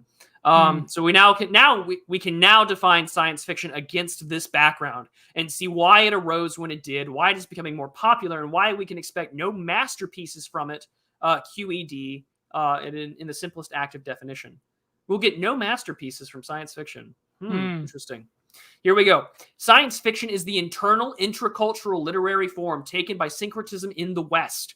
It adopts as a subject matter that the occult area where a science in decay, elaborately decorated with technology, overlaps the second religiousness. Hence, incidentally, Automatic receptivity from the emergence to such notions as time travel, ESP, Dianetics, Dean drives, faster than light travel, reincarnation, and parallel universes. I know no other definition which accounts for our insistence that stories about such non-ideas be filed under the label. It is fully contemporary with Mengze of 372 to 289 BC, the Indian Nagajon of AD 150, and the Egyptian New Empire after Amenhotep IV, Byzantium in the age of Celsus, 1017 to 1078, and the Magian Abbasid period, which we have lots of company if its ancestors were looking for. Wow. Where in the Meiji period? Of the Abbasids. So the Abbasid dynasty was after the Umayyads, right? Abbasids Caliphate. 750 to 1258. So no, it's before the it did succeed the Umayyads. Well, when did the Ottomans start declining? Oh man, that's a loaded question. Yeah, that is, yeah. Because you'll get a lot of different answers. Yeah. There's no like general consensus. Most people will say, however, the 1600s. I think that you could probably go a little. I would say probably around 1540 is when a lot of guys go for it. We did get SST in the 90s. Yeah. Oh boy, but I mean that's an interesting claim that we won't get any magnum opus or masterpieces. Well, I don't know. I mean, you could say that like Blade Runner, rather the Philip K. Dick book that inspired it. Oh, do androids dream of electric sheep? Yeah, the Sick Man of Europe, 1500s. That's true. I don't know though, because like this is still a very early prediction, science fiction. Even in the backdrop of Spangler, right? It's all new. Yeah. You know, like even if we were to take the technology aspect of it, like it's very new. Well, like I don't think Star Wars will be considered the hit that it is. Like A New Hope will not be considered the hit that it is now in 100 years time. Star Wars will age very poorly. I won't live to see it, obviously. Meng Se is the namesake for Mention Smellbug. It is true. Yeah. But yeah, like I don't think we'll live to see it go bad in the way proof that the mentally ill can succeed. I just wish that like a lot of Philip K. Dick had more of a popular imagination, kind of like some of his more mature works like Valis. I wish it had more than like Star Wars. Like Star Wars just like is the culture industry rot par excellence. I'm sorry, listen. I was always a Star Trek person. I was always a Trekkie, even though it's terrible, like the political messaging. But Star Trek is just like par excellence cultural rot. Culture industry nonsense. It's like when Adorno wrote The Endless Streams of Trash and Dialectic of Enlightenment, I'd imagine he was thinking of Star Wars. So like I mean, well, he's probably thinking of jazz music, but that article was wrong because The Matrix was 1999. The Matrix was disavowed by Baudrillard. I mean, like Baudrillard literally said that The Matrix is a movie that The Matrix would make to describe itself. It's such an own. Like, what a great way to just say F you to the Wachowskis. No, but because there's like, if you want to talk about like more of an integrated experience in terms of like that similar theme, Existence is a way more meaningful, like the Cronenberg Existence. There were animes that the Wachowskis borrowed from that they didn't like, they buried the lead on. I mean, hell, Serial Experiments Lane is a way, like, you can't compare the storyline. Even like if you take all of the Matrix movies, compare that to just Serial Experiments Lane, what holds up better as in terms of like a mythological Christ story? I wouldn't call Lane a Christ story by any stretch of the imagination. That's as Gnostic as it gets, buddy. No, it's a Gnostic. Yeah, it's a Gnostic interpretation, but yeah. I mean, I was like, that's a very Gnostic film with respects to hidden knowledge and like achieving gnosis of like the mainframe. I mean, like, I will defend DS9 as being probably the most based Trek, but it's also the most subversive Trek. Yeah. Why? Because it's Bush era, right? It's like, well, no. Enterprise is Bush era. Oh, Enterprise. And nothing screams Bush era like season 3 of Star Trek Enterprise, where they're like, America crimes. Earth just got 9/11'd by a giant space laser that cut through Florida all the way down to Venezuelan.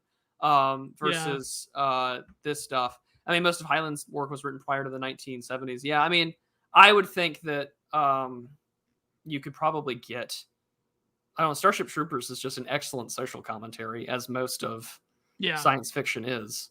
No, but Deep I'm Space Nine sorry, is... I'm laughing at Dianetics here because it's just like, oh yeah, whoo boy. It's true though. Shout out to Tom Cruise. No, but why is Deep Space? See, the thing is, I never watched those. I should watch them, but I only watched like TNG, the original series, and like some of the other stuff, the movies. But like, why would you say Deep Space Nine is deeply subversive? Is it the woman captain one? No, that's Voyager. No, Voyager. Deep Space Nine has its subversion primarily due to its showrunners. What's the black like captain? Oh, that's Captain Sisko. Oh, I do have to laugh. I have to laugh because it's like 2280 something in this universe, or like 23 something in this world, and he's still complaining about racism.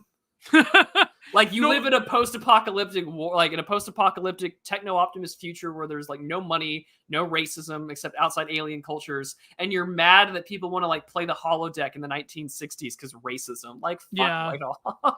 Oh my god. No, but Deep Space Nine is like is subversive because of why? Like why? I have to chuckle for reasons I don't want to get entirely onto on air, but like in part because like Ira Steven Behr is just like in his view, the Ferengi are the most human characters of the show. Oh, I see where you're going. Which is incredibly strange that the Ferengi, this like almost monarchist capitalist society that are governed by the rules of acquisition, are somehow the most human characters on the ship, despite the fact that the show literally goes into war and illustrates like what mankind is willing to do and illustrate for its beliefs. Captain Eddington's whole like betrayal from Starfleet is far more interesting, but no, we've got a it's a mix of all sorts of things, and there's way more Ferengi episodes in there for a lot of sorts of reasons. Deep Space Nine is the only Trek that tried to add a sense of realism and considered the Federation's global homogenous vision might have objectors that aren't just evil orcs. The Klingons are not like exactly. Wow, that's crazy. I mean, like that was the whole Marquis thing too. You know, like they're the problem. And the problem with sorry, go ahead. No, go ahead. You're good. No, I said the problem with Picard is that it tried to do this with like the gritty realism drama, but then it just failed because the Picard TV show. Yeah, because I did not watch it. To like this nihilistic nonsense. Like it's like they're trying to do this gritty millennial. Like you could tell it's millennial writers. Like this gritty drama, but it's like really like, and then to make Data a Christ figure. But it's a nihilistic sacrifice because he just erases into the aether, into nothingness. Well, it's like a nihilistic Christ. And what makes it worse is that they're taking like, you have to pick up these series after two major things. So you have to pick up the series after the end of DS9, which is the most latest form in the timeline of where things end, and then you have to end things after Star Trek Nemesis, where Tom. What's his name, who plays like the younger clone Picard, and it's just bad. So like, you know, that's where Data killed himself as a sacrifice to save the crew, and they build off of it, and it's such a mess. No, but in the original series, like Picard found Data to be like a nuisance. Like there was no friendship. The relationship with Data was always in Geordi. Jordan LaForge and Data were friends. There was like zero interactions outside of the great episode, and it is a good episode in terms of writing, where Picard defends, basically saying that like Data has qualia and like Data should not be like taken away for being experimented on. Like Tom Hardy. Thank you guys. Yeah, Tom Hardy. And that was a good episode. Or like when Data's creator came back. Yeah, I mean, like all that stuff is interesting, but somehow we're going to take that one little interaction, create him as this like, oh, my dear friend, to a borderline homoeroticism is bad. It's bad, and you should feel bad.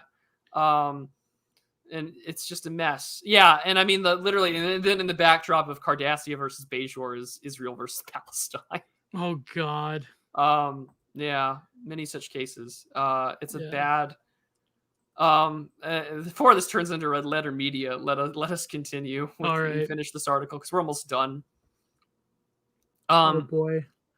It is not a utopian prospect, a utopia being anything, only a pure example of linearism, Whig history, and a cyclical world, but neither need it be for an occasion for despair. I repeat, we have free will within our own role and error, and as long as we know what it is and when we are, even without any background or belief in Spengler, many of us have already sensed this. When a candidate for the presidency of the Science Fiction Writers of America made fighting drug abuse part of his platform, most of us felt instinctively he was making a fool of himself. And Harlan Ellison's call to turn science fiction into literature of the streets met with dead silence. Nor has there been noticeable responses from or to the challenges of Philip Jose Farmer, Michael Butor, George Hay, or British Mensa to turn science fiction into fact. And the Stalinist-oriented futurians who published this challenge exactly 35 years ago gathered no following either. It was this situation which led me to say 6 years ago that if an artist insists on carrying placards, they should all be blank. The last words must be Spengler's. Our direction, willed with obligatory at once, is set for us within narrow limits, and on any other terms, life is not worth living. We have not the freedom to reach this or to that, but the freedom to do the necessary or to do nothing. A task that historical necessity has set will be accomplished with the individual or against him. The fates lead the willing; they drag the unwilling. But here's the little addendum here. I wrote this in the hospital with no reference to books to hand this but the second volume of Decline of the West. I now find Spengler's 1924 speech was not only his only public appearance, he also delivered a lecture in Hamburg in 1929. The substance of the second speech, however, is exactly the same as the first. And then notes and references. Yeah. I mean, we can still create things, but we have to acknowledge that we live in winter. Exactly. And that will inform those creations as well on a deep level. And you know, in some ways we talk about the apocalypse. We're already in a sort of apocalypse of civilization. You look around us. I mean, that Billionaire Psycho article had a great point about why like we've kitschified fetish and grotesque bodies and so forth. And there's a lot of both cultural and economic conditions that go into it. I mean, well, maybe we'll read it next week. We'll read the Billionaire Psycho episode. Because we still have to get to Nathan Barley one day. So yeah, we do. And also episode 69 looms upon us now. Oh, that is true. That is true. Yeah. I guess the only thing that I guess to conclude this show before we get to the super chats is the news. Yeah. This came on while we were on the air. This comes from the President of the United States. I'm going to stop. I'll just. Oh, I don't know about this. Is this something? This is new. This happened just today. Ordering the selected reserve and certain members of the individual ready reserve of the armed forces to active duty. By the authority vested in me as the President by the Constitution and laws of the United States of America, including sections 121, 12304, and Title 10 of the United States Code, I hereby determine that it is necessary to augment the active armed forces of the United States for the effective conduct of Operation Atlantic Resolve in and around the United States European Command's area of responsibility. In furtherance of this operation under the stated authority, I hereby authorize the Department of Defense, the Department of Homeland Security with respect to the Coast Guard, and non-operating as a service in the Navy under their respective jurisdictions, to order active duty any units, any limited individual members not assigned to a unit organized as to serve as a unit of the selected reserve or any member of the individual ready mobilization category, and be designated as an essential under regulations prescribed by the Secretary concerned, not to exceed 3,000 members at any total time, of whom not more than 450 may be members of the IRR, as they deem necessary, and to terminate the service of those units ordered to active duty. This order does not create nor right any benefit, substantive or procedural, enforceable at the law of any equity by any party against the United States, departments, agencies, entities, officers at this time. Joseph R. Biden Jr., the White House, earlier today. I'm not seeing this trending on Twitter. What is this? This is basically we're calling up members of the reserves and the IRR. So I'm assuming this will probably be for specialty, only 3,000 total members at any one time within respective departments. But for what, though? Operation Atlantic Resolve. What the fuck is that? Let's find out what the appropriate word is. Oh, please don't tell me. Oh, my God. Operation Atlantic Resolve is, though not named operation, refers to military activities in response to Russian operations in Ukraine, mainly the war in Donbass, funded under the European Deterrence Initiative. In the wake of Russia's 2014 intervention in Ukraine, the U.S. and UK took immediate steps to enhance this. including their defense posturing in there. So this goes back from 2014. This can't be real. Well, it is real. This is what's happening here. That's the White House. That's the real White House. But again, this is from whitehouse.gov. What? This order is not intended to, does not, nor create any right or benefit, substantive or procedural, enforceable at law and equity or by any party against the United States. It's been departments, agencies, or offices, employees, agents, or any other persons. It's a small number. I thought they were winning, though. I thought Ukraine. They're winning, though. I guess they're not winning hard enough, Prude. I'm like astonished right now. This isn't like, man. Yeah. You know the implications of this, right? War posturing. Yeah, like I mean, this is, man. Yeah, I can't believe this. We'll see. How come this isn't trending? Maybe we'll trend. It's today. Brand news. Like this just came out like in less than an hour ago. So yeah, this is what's going on. All to save gay marriage, right?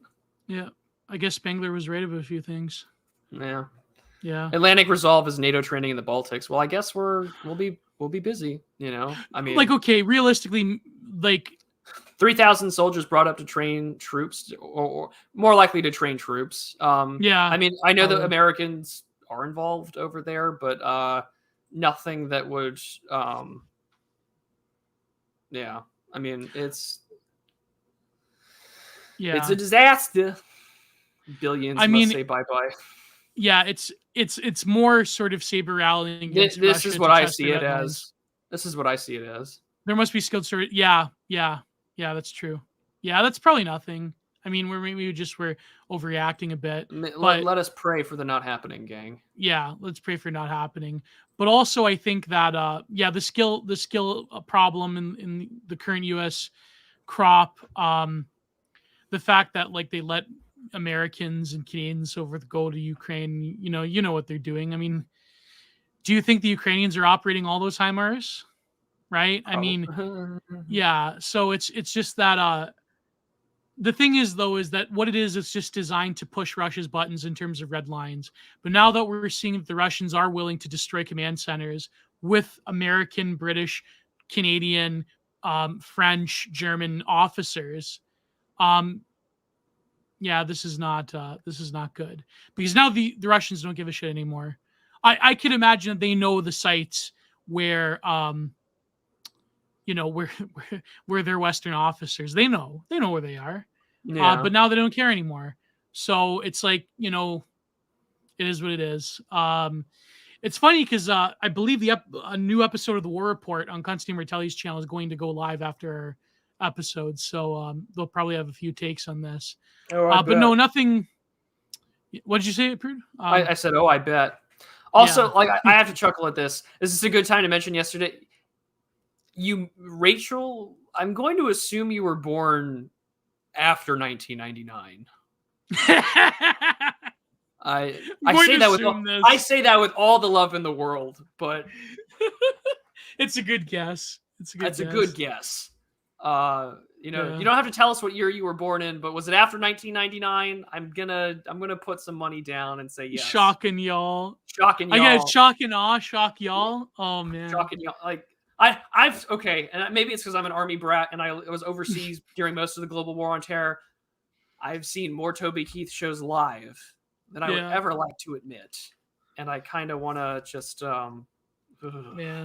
forget it, but so be it. So be it. Oh, books are no longer. That was a great birds. noise you made when we talked about Carnegie beating up, it's literally a knife. Oh, there That's you go. what the noise is. It's literally a knife. Toby Keith. So true. So true. Like, honestly, if you want to nostalgic for Dane Cook is a vicious cycle of stand-up. I can't go back to. I listened to some of that stuff on a whim. I was like, I remember Dane Cook, and then I remember the Burger King, bit about certain things being put somewhere, and I'm just like, I don't know if I could laugh at it. Like that's such a weird artifact of like the early and like the mid-aughts. Yeah. You know, like didn't they viciously cancel Dane Cook because he was employee like of the month or whatever? You know. Yeah. While you were watching the Wiggles live, Prude was proud to be in a The Wiggles. I watched the Wiggles when I was a little kid. I saw them on British TV when I lived overseas. Yeah, so true. They had a Canadian one. But that's how the Skinnamarink I love this bar. I mean, live stream. You know, it's my kind of place where all the coal posters come out and hang out. Because I'm proud to be an American. Oh God! Or at least I have AC. Yeah, at least I have AC. It's so true. You know, don't forget those who died in the Great British Heat Wave of 2003. Oh man, that was brutal. Yeah. Thanks for reading that big blue note. Are we referring to like the Biden thing? Yeah, I guess so. Gio should sing it in the Cookie Monster voice. Oh boy, yeah.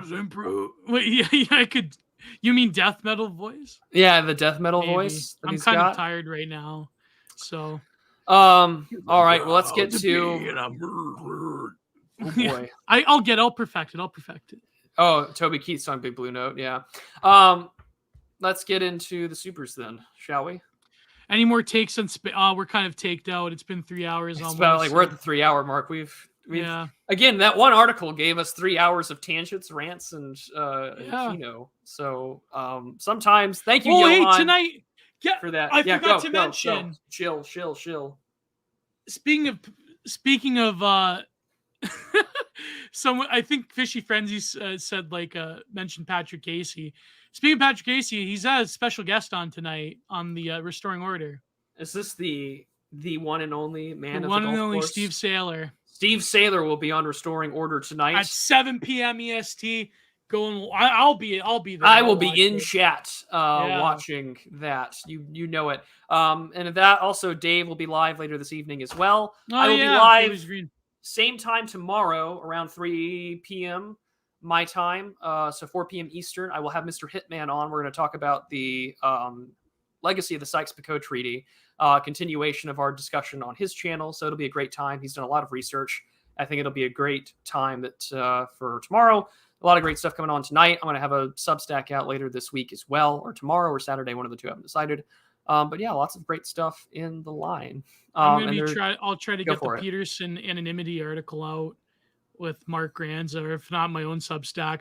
But next week, speaking of Spangler, I'm going to unleash 3 hours Spurgler Acolyte on Content Minded. There you go. Yeah, and by the way, Volpe, I'll try to get tomorrow or Saturday. I will upload the Twitter space that we did on Byung-Chul Han's The Scent of Time. We did this last week, so I am just beginning to get my notes down for Disappearance of Rituals by him. No, nice. Yeah, so that'll be out for patrons later this month, alongside my review and notes on Empire's A Way of Life by William Appleman Williams. So what's that book about? Literally, probably one of the most interesting forms of like the case for American imperialism if I've ever read it. It's a wild read. It's sort of like the opposite of George Kennan. Wow. He's like the liberal Kennan, but also like really conservative about American values. Yeah, I had to read Liberal Leviathan in Political Sci. So, but yeah, he's highlighting. He says imperialism is the dominant theme of American history. Died in 1990. Was probably one of the most interesting American historians of foreign policy. He wrote also The Tragedy of American Diplomacy, which is sort of this like weird counter to also Kennan. So it's fun been reading these two side by side. When did he write that book? He wrote this book in, oh God, it's a really great question. 1980. Well, that's a lot of interesting things. Like that was a huge sea change in American foreign policy, right on the cusp of the Reagan administration. Yeah. So, yeah, that's a pretty interesting time to write a book like that. Yeah, and then this is the 2006 edition that came out with Andrew Bakovich's the introductory piece here. So lots of fun. Yeah. Lots of fun. But again, another sea change in American foreign policy in 2006 during the Bush administration. So true, Kings. True. All right, I'm going to start off from Graham McCann, love the name. The US $5 says, I'm looking forward to your double analysis of Oppenheimer and Barbie. Have you gotten your tickets yet? If you have an IMAX 65mm film showing of Oppenheimer, take advantage of that. Don't get to see film often. Well, thank you, Graham, for the $5. Greatly appreciative of it. Thank you. $5. I don't live anywhere near an IMAX theater. I'd have to drive sometime. I used to, but they tore it down in the falls. Oh, yeah, unfortunately. Yeah, I'd have to it was the pyramid one. I'd have to drive like an hour or so to get to an IMAX theater. So like I live out in the When sticks. is Barbie and Oppenheimer coming out? When are they? Same day on the 21st, Friday. Oh my god. So do you want to not? So on the 20th next week, do you not want to do the digital Archipelago and you want to do it on the 21st? Okay, well we can do that. I mean, wait. We'll just get like two early morning shows, and then we'll come back home and then like stream. Oh, that'll be. I'm literally, I know I'll get shit for this, but like I want to walk into the movie theater with like one of my like notepads and just be like, I'm here. We're here for Barbie and Oppenheimer. Why do you have this notepad? You'll understand in like 7 hours when I'm on the air. Should we do that? I don't know. It'd be fun. It's up to you. That would be fun. I'll think about it. Yeah. I mean, I plan on having like written reviews out that day. It's a matinee day, baby. So true. So true. It'll be a great time. I wonder how busy my theater would be that day. I wonder. I should probably buy my tickets today while I'm at it. Yeah. All right, but on to the non-entropy super chats, because some of you have sent some disgusting stuff. Templar for $5 says, do you actually want a manual typewriter? I have a few spare ones. Going to get an East German one soon. Luthemplar, I'm terrified of giving you my address or even my post office box because you're a madman. And I think that you'll end the world one day, but DM me on Twitter. Luthemplar is such an interesting guy. I mean, he's crazy. Have you met him IRL yet? No, you have, right? Yeah, he's crazy. Oh, man. Are we done the entropy ones, though? Yeah, we were done with the entropy ones. I mean, it is the pinned comment. If you want to use entropy rather than YouTube, it's entirely your choice. Volpez for €5. Spaces could be here. Where are the spaces? I'm ready at part 2, Gio, when you are. More Chulhan posting on the TL on YouTube. Oh, yeah. Please. So what's funny is that Billionaire Psycho... Oh, wait, what'd you say, Prude? I said, I imagine there's more to come for you. Oh, yeah. Well, me and Volpe will probably do a Content Minded probably on... Well, we did this a lot of the Scent of Time, but I'm thinking like either Agony of Eros or he wanted to do another one. It may have been if Volpa's in the chat. Like I have to go back to my notes we'll probably do another one. But yeah, I'll upload it either tomorrow or Saturday. It's just I've been super busy trying to get this article out of the way. Then I have to go back to writing my book again. So yeah. Oh man, yeah. Yeah, but for $5, we're very appreciative of it. But you're done the entropy ones? Did you get? Yeah, we're on the YouTube ones now, okay, unless entropy updates. Fishy Frenzy for £5 goes. Have either of you two seen the film Mandy? I feel like Crude would love it. Basically, includes every strand and point of mytho-American aesthetics. That's the one with Elijah Wood and Nick Cage, right? I haven't seen it, but oh yeah, there it is, Mandy. I looked. There we go. Horror film elected by Panos Cosmatos, produced by Elijah Wood, co-written. Stars Nicolas Cage. Okay. I should watch that. Yeah, why not? Sounds like a good time. I'll watch it. Why not? So yeah, I haven't seen it, but I would happily watch it and review it. Luthemplar for $5 again. Watching SVU all at once is like riding the Progress Train Express. Gay people go from controversial to main center. Yeah, if you watch from the mid 2000s, remember SVU, the big issue in I think it was like 1999. The episode that they really had was like honor killings and the Taliban, and now it's just like we want to donate blood despite the fact I'm HIV positive. It's just then it went from the college RPing epidemic that wasn't real to Yeah, SVU is like a progressive shitlib like history of like the 2000s. Yeah, it literally line go up of shitlibbery. It's such a bad I almost threw up anyways. That could have ended badly. Zhang Wei for $4.99. I, the Potentialist, am officially announcing the forthcoming live stream where I will be playing. Leisure Suit Larry. Man, Leisure Suit Larry's amazing. I watched a few playthroughs of Leisure Suit Larry. I don't even own a Leisure Suit Larry game, so unless you're gonna like somehow find my Steam account and gift it to me, I'm not playing it. And even then, if I play that game, that'll be like a Pat Casey gaming stream where that goes so quick behind the paywall afterwards. Oh man. I don't even know if I could stream that on YouTube, for God's sakes. It's funny. I remember someone made the joke that me and Pat Casey did the Super Seducer stream. Super Seducer, and like, yeah, people demanded that was re-uploaded to his channel. So yeah, Leisure Suit Gio. That's so true, so true. Oh man. But no, I have not. I've not Rate the seen Paramours, Prude. Rate the I love that term, Paramour. Man. It's a great Rate the Paramours. Oh, Yeah. I would have to play it. I'd have to play it. It's too bad about like the band Paramore about Haley Williams being a shit. Well, I mean, come on, that was inevitable. Look, if you're in that sort of industry, you kind of have to be a shit lib. That's the real misery business right there, kids. Oh, misery business. But I don't know if I'd play it though. Like I said, if you somehow find my Steam account and gift me the games, I'll play them. Yeah. Fishy Frenzy for £2. £2. Halo 2, Halo 3, Halo 4, ODST, CE, Reach. Oh, this is the order: 2, 3, 4, ODST, Reach. That's a good order. Is this your rankings? Like, yeah, it's his ranking. Yeah, but like, what order is 2 at the top, then 3, then 4, then ODST, then CE, then Reach? Because like, if that's your order going from 2 down.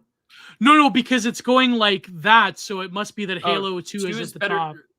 Yeah, so. Yeah. Oh boy. I mean, 2's multiplayer is fantastic. 2's writing is probably the best out of all of them. Halo, yes, 2 is at the top. Damn, you put 4 above ODST, CE, and Reach? Jeez.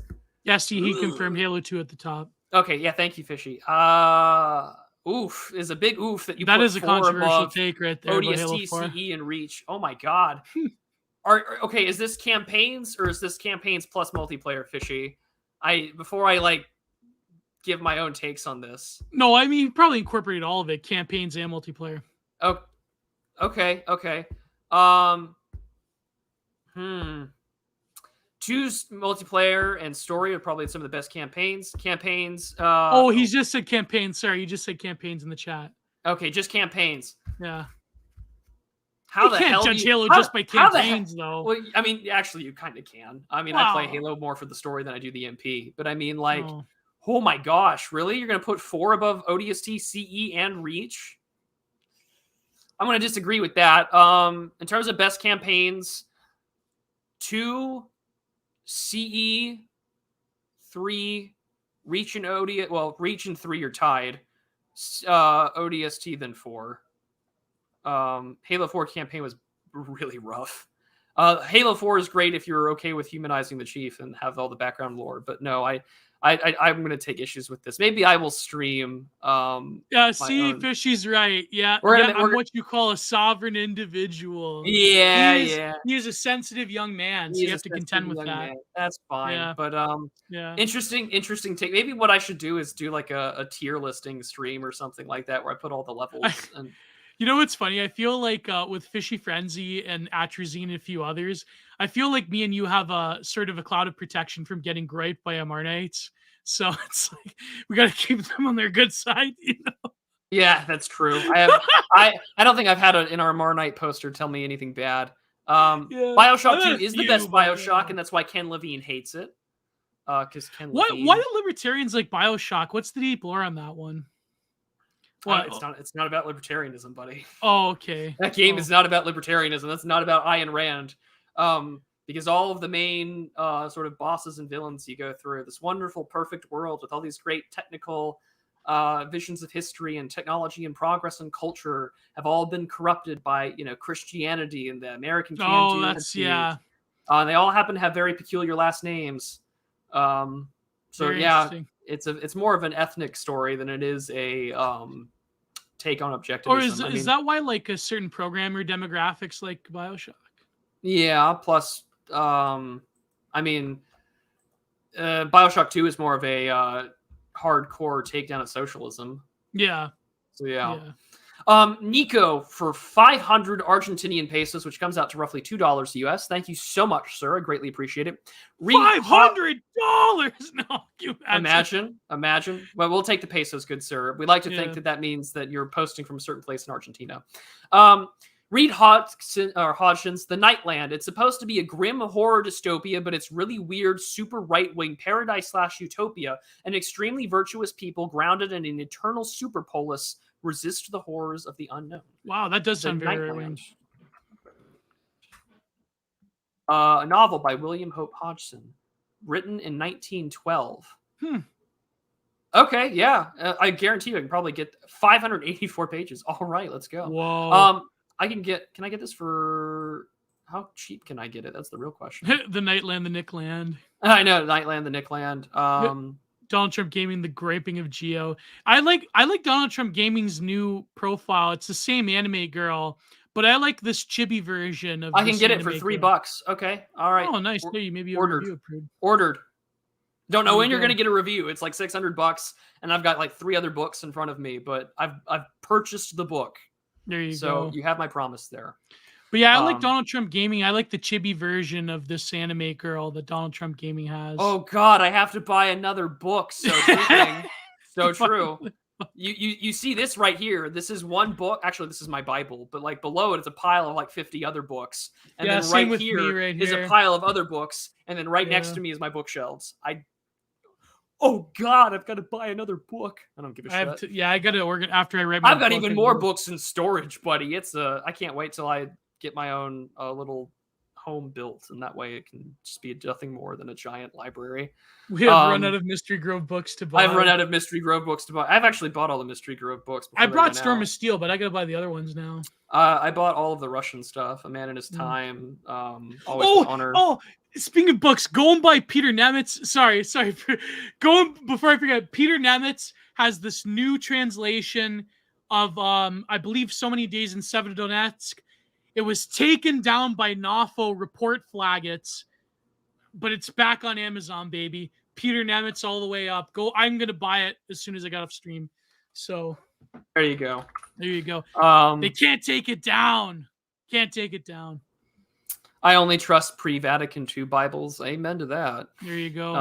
And again, my Old Testament's the Septuagint, so it all kind of works out. Oh, and pre-order Prophets of Doom. That's true. AA's book is about to come out. I'll buy Prophets. I have AA's other book, so. Oh God, I gotta buy another book. And you're gonna buy my book next year. I'm booking. You motherfuckers better buy my book when it comes out, okay? I will review your book. I will do a whole video on it. He's my mutual, so I have to show. Amen to that, buddy. If you wanted to see the fate of democracy, look out the window, Mr. House. Rest in peace, Rene Auberjois. You were a great voice actor and a great actor. Loved you as Odo in DS9. Fishy Frenzy. I don't want to put that one up, but I'm just going to say it. Rosa Luxemburg in the Canal Groiper. Pretty funny. Pretty good. If I weren't a face fag, I'd probably be like making an alt right now for that. Fan Zhang says Rosa Luxemburg mid. There you go. Yes, very mid. Yeah. Mike Oxlong, Mike Oxlong. We got Mike Oxlong. I hold in my hand Mike Oxlong. So for $4.99 US. Nothing funny or relevant, just a few bucks for my 2 favorite Colsum Chungai. I like how Chungai is treated like fungus. Cheers. Well, cheers to you, good sir. Cheers to you. To Fishy Frenzy in the chat, yes, Peter Nemitz has a new book that he translated. That's the one that the NAFO doggos tried to take down off of Amazon. But Torch of the New Russia. Yeah, that's what it's called. So yep, there you go. Yeah. And then the next one is an FMK, which I'm not going to put up because it has 1, an underage individual, and then 2, what is this one? The one from John Carter. I'm just going to list the names, but I'm not putting it up. Yeah, you see it? I'm not John, I can't do that one. I'm sorry. I love you, but no, I can't do that. Kill them all. I regret to inform you, but everyone involved should be. Yeah, so this might come as a shock to some viewers, but I think everyone in this story should be killed. the Norm Macdonald bit. Yeah. MG for 199 says, I can't wait for the Oppenheimer Barbie Sigma edits. Look, we've already got an anthem. Yeah. I tweeted this out the other week, and I'm quite proud of this tweet. Because... But you know, on that FMK though, I will say apparently Ayn Rand was obsessed with giving booyobs. She thought that was like being submissive, and that's what Nathaniel Brandon said. So oh boy. Yeah. Anyways, what about the Barbie? I totally destroyed the Barbie. No, this came from, because apparently we're getting an album or a banger. So Ryan Gosling sings a song called "I'm Just Ken" from Barbie, and I had said, in quotation marks, I said, while the film takes a subversive turn to Gerwig's attempt to answer the question, what is a woman? The director throws red meat to the literally me crowd by offering them an anthem. And there's a line in there called "A Life of Blonde Fragility." Like, thanks, Greta. You know. Wow, blonde fragility. Yeah. This is like a Jezebel article from like. Oh, I know. 2016. Yeah. Someone said if you told me that this was a direct quote from the Washington Post, I believe you. And I said no, but it's going to be in my review of the film. It will be it's like a direct quote from Exo Chain. That's a quote from my review that I haven't even written yet. Man. But yeah, there will be edits as soon as the film. There's already edits of like Ryan Gosling and like the what's the word I'm looking for in the like pressers. Where he's just like, yeah, Ken's he's suffering. He's got no job. He's got no money. He's just got Barbie. And like, there's already the like literally me edits going down. My best quote, the best take I saw was from Kino Corner, who said that every time I see a quote from Ryan Gosling talking about Barbie, his character Ken, I have to do a double take to see if he actually said that. So it's like, do you see the recent one? Kenning everywhere. Yeah. It'll be wild. I think Ryan Gosling has an alt. He has a frog. He's got to have an alt. Yeah. Seasider for $5 just sends $5. We appreciate it, sir. $5. I'm gonna refresh entropy real quick while we're here. Yeah. And then this last one is from Spastic Statisticus. Oh boy, something from we have a few more. Presumably, oh shit, we did. Presumably from the mid-century Germans. Gio, thoughts on? Oh boy, I can't even pronounce that. I'm just gonna put it up on the air for you to read. Insursund Nabuntan and NDW. What is that? You're gonna have to look that up because I imagine it's some mid-century German shit. I don't have an answer for you though on that one either. Let me look it up. Oh, good. It is that guy that I was actually hoping would email me. Sped Kaczynski gave me the old Sloppenheimer. I'm sorry. And German experimental post-industrial goth pop music. Oh yeah, I think I've. Yeah, I've listened to I've listened to some craft work in my day, but I don't have a defined thoughts on it. Okay. But yeah, and yeah, Robbie Barbenheimer. So true. The ultimate act of female submission. No. Oh, yeah. Lol. Ayn Rand hated it. Well. You guys are awful. They said she loved it though. BJ jokes in my live stream chat. I love you guys. Yeah. Wonderful people. But okay, nothing extra from Entropy, but we do have a few more from our lovely people here. Joseph Niedermeyer for $20. $20. You guys better be generous on my stream. You weren't that generous when Dave came on last stream, but that's because they were too busy. They were too busy buying book. Yeah, it's true. That's true. He says, love the show. I'm just about to email you, Prude. I met you at the Sildings event. We briefly chatted about YouTube management. Yes, we did. We were talking about search engine optimization. I appreciate that. Also, Gio, I'm trying to join your Discord, but it keeps sending me expired links. Send again if you can. Yeah, if you're going to do that, Gio, you got to make sure that you have a link that doesn't expire in 7 days. DM. Okay, yeah. Maybe send me another message on Patreon. I'll get to you. Yeah, do send me that email. I was actually looking forward to contacting you about search engine optimization because I'd like to get better at that. Also, I got to print off more from the FA1 OGF series. I got to send them all to the $20 patrons. So there you go. And then he sends again. Lastly, Gio, give your thoughts on the SoundCloud era rappers stealing metal aesthetics. Also, top five. Oh God, top five favorite movies.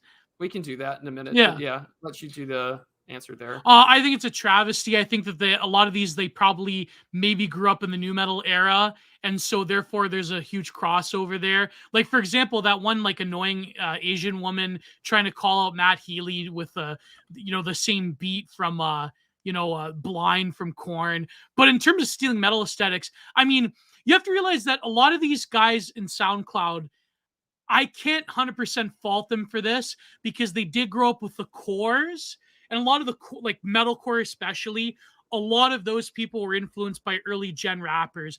I'm thinking Phil Bozeman from Whitechapel was markedly influenced by hip hop, and he does it quite well. He does the hip hop, he has a flow. So I think it was only inevitable. The fact that rock, especially rock, but even metal now, is going to the cultural wayside, and a lot of those sentiments are being expressed by SoundCloud rappers. I think it's only a natural progression that they're trying to be like hard or edgy by stealing from a lot of these like metalcore and deathcore bands, the writing and the merchandise and all that.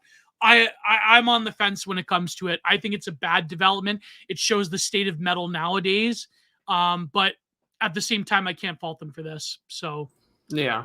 Top 5 movies. You go ahead, Prue. Go. You go first. I mean, I had to think about them and list them out. Because I mean that top 5 will move all the time. I mean, I'm thinking same now as it is. And I'm gonna just give a top 5 in no particularly order in this respect. So like no particular order. Memento, Casablanca, Andrei Rublev. Man, now I really got to sit there and like think about it, because like those 3 movies are definitely my top 5, usually most of the time. Casablanca, I didn't know that about you, Prude. Oh, I love classic film. I also really like On the Waterfront. I mean, The Thing is just what I would call a perfect movie. So I mean, the Thing would probably be on that list. Oh yeah. And then Good, the Bad, the Ugly. Oh, that's a great one. Yeah. Porky's and Porky's 2. Spedkis. Yeah, they're awful. Oh God. As for me, I would think the movies that I keep coming back to, that no particular order, that have influenced me the most, I would have to say Holy Mountain, Apocalypse Now, Redo, Exotica, 28 Days Later, because when I was a kid, that was my favorite movie. And the 5th would have to be a toss-up between either Good and Bad, the Ugly, or no, I was gonna go with Goodfellas. I'll go with Goodfellas because that's probably the movie I watched the most on repeat. So, yeah.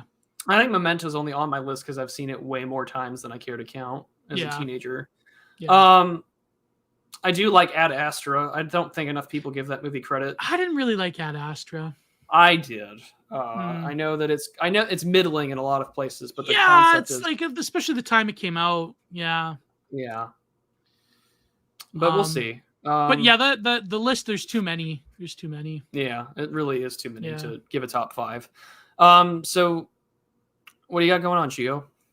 Like I said, Spurgler Acolyte. I'm trying to write this article on anonymity that goes, I think like the debate around anonymity is too, like, people go over the same points. I think I'm trying to understand why Jordan Peterson in particular hates anonymity, but also talk a lot about like a lot of interesting internet stuff about like why anonymity is the norm and why you should build an ethics around it rather than trying to like castigate it. Like I use these takes recently by Hanania and Eric Weinstein have just been so ridiculous. But other than that, next week in the Digital Archipelago, maybe we'll cover the Anime Pygmalion essay by Billionaire Psycho, and we also have to get to Nathan Barley one of these days.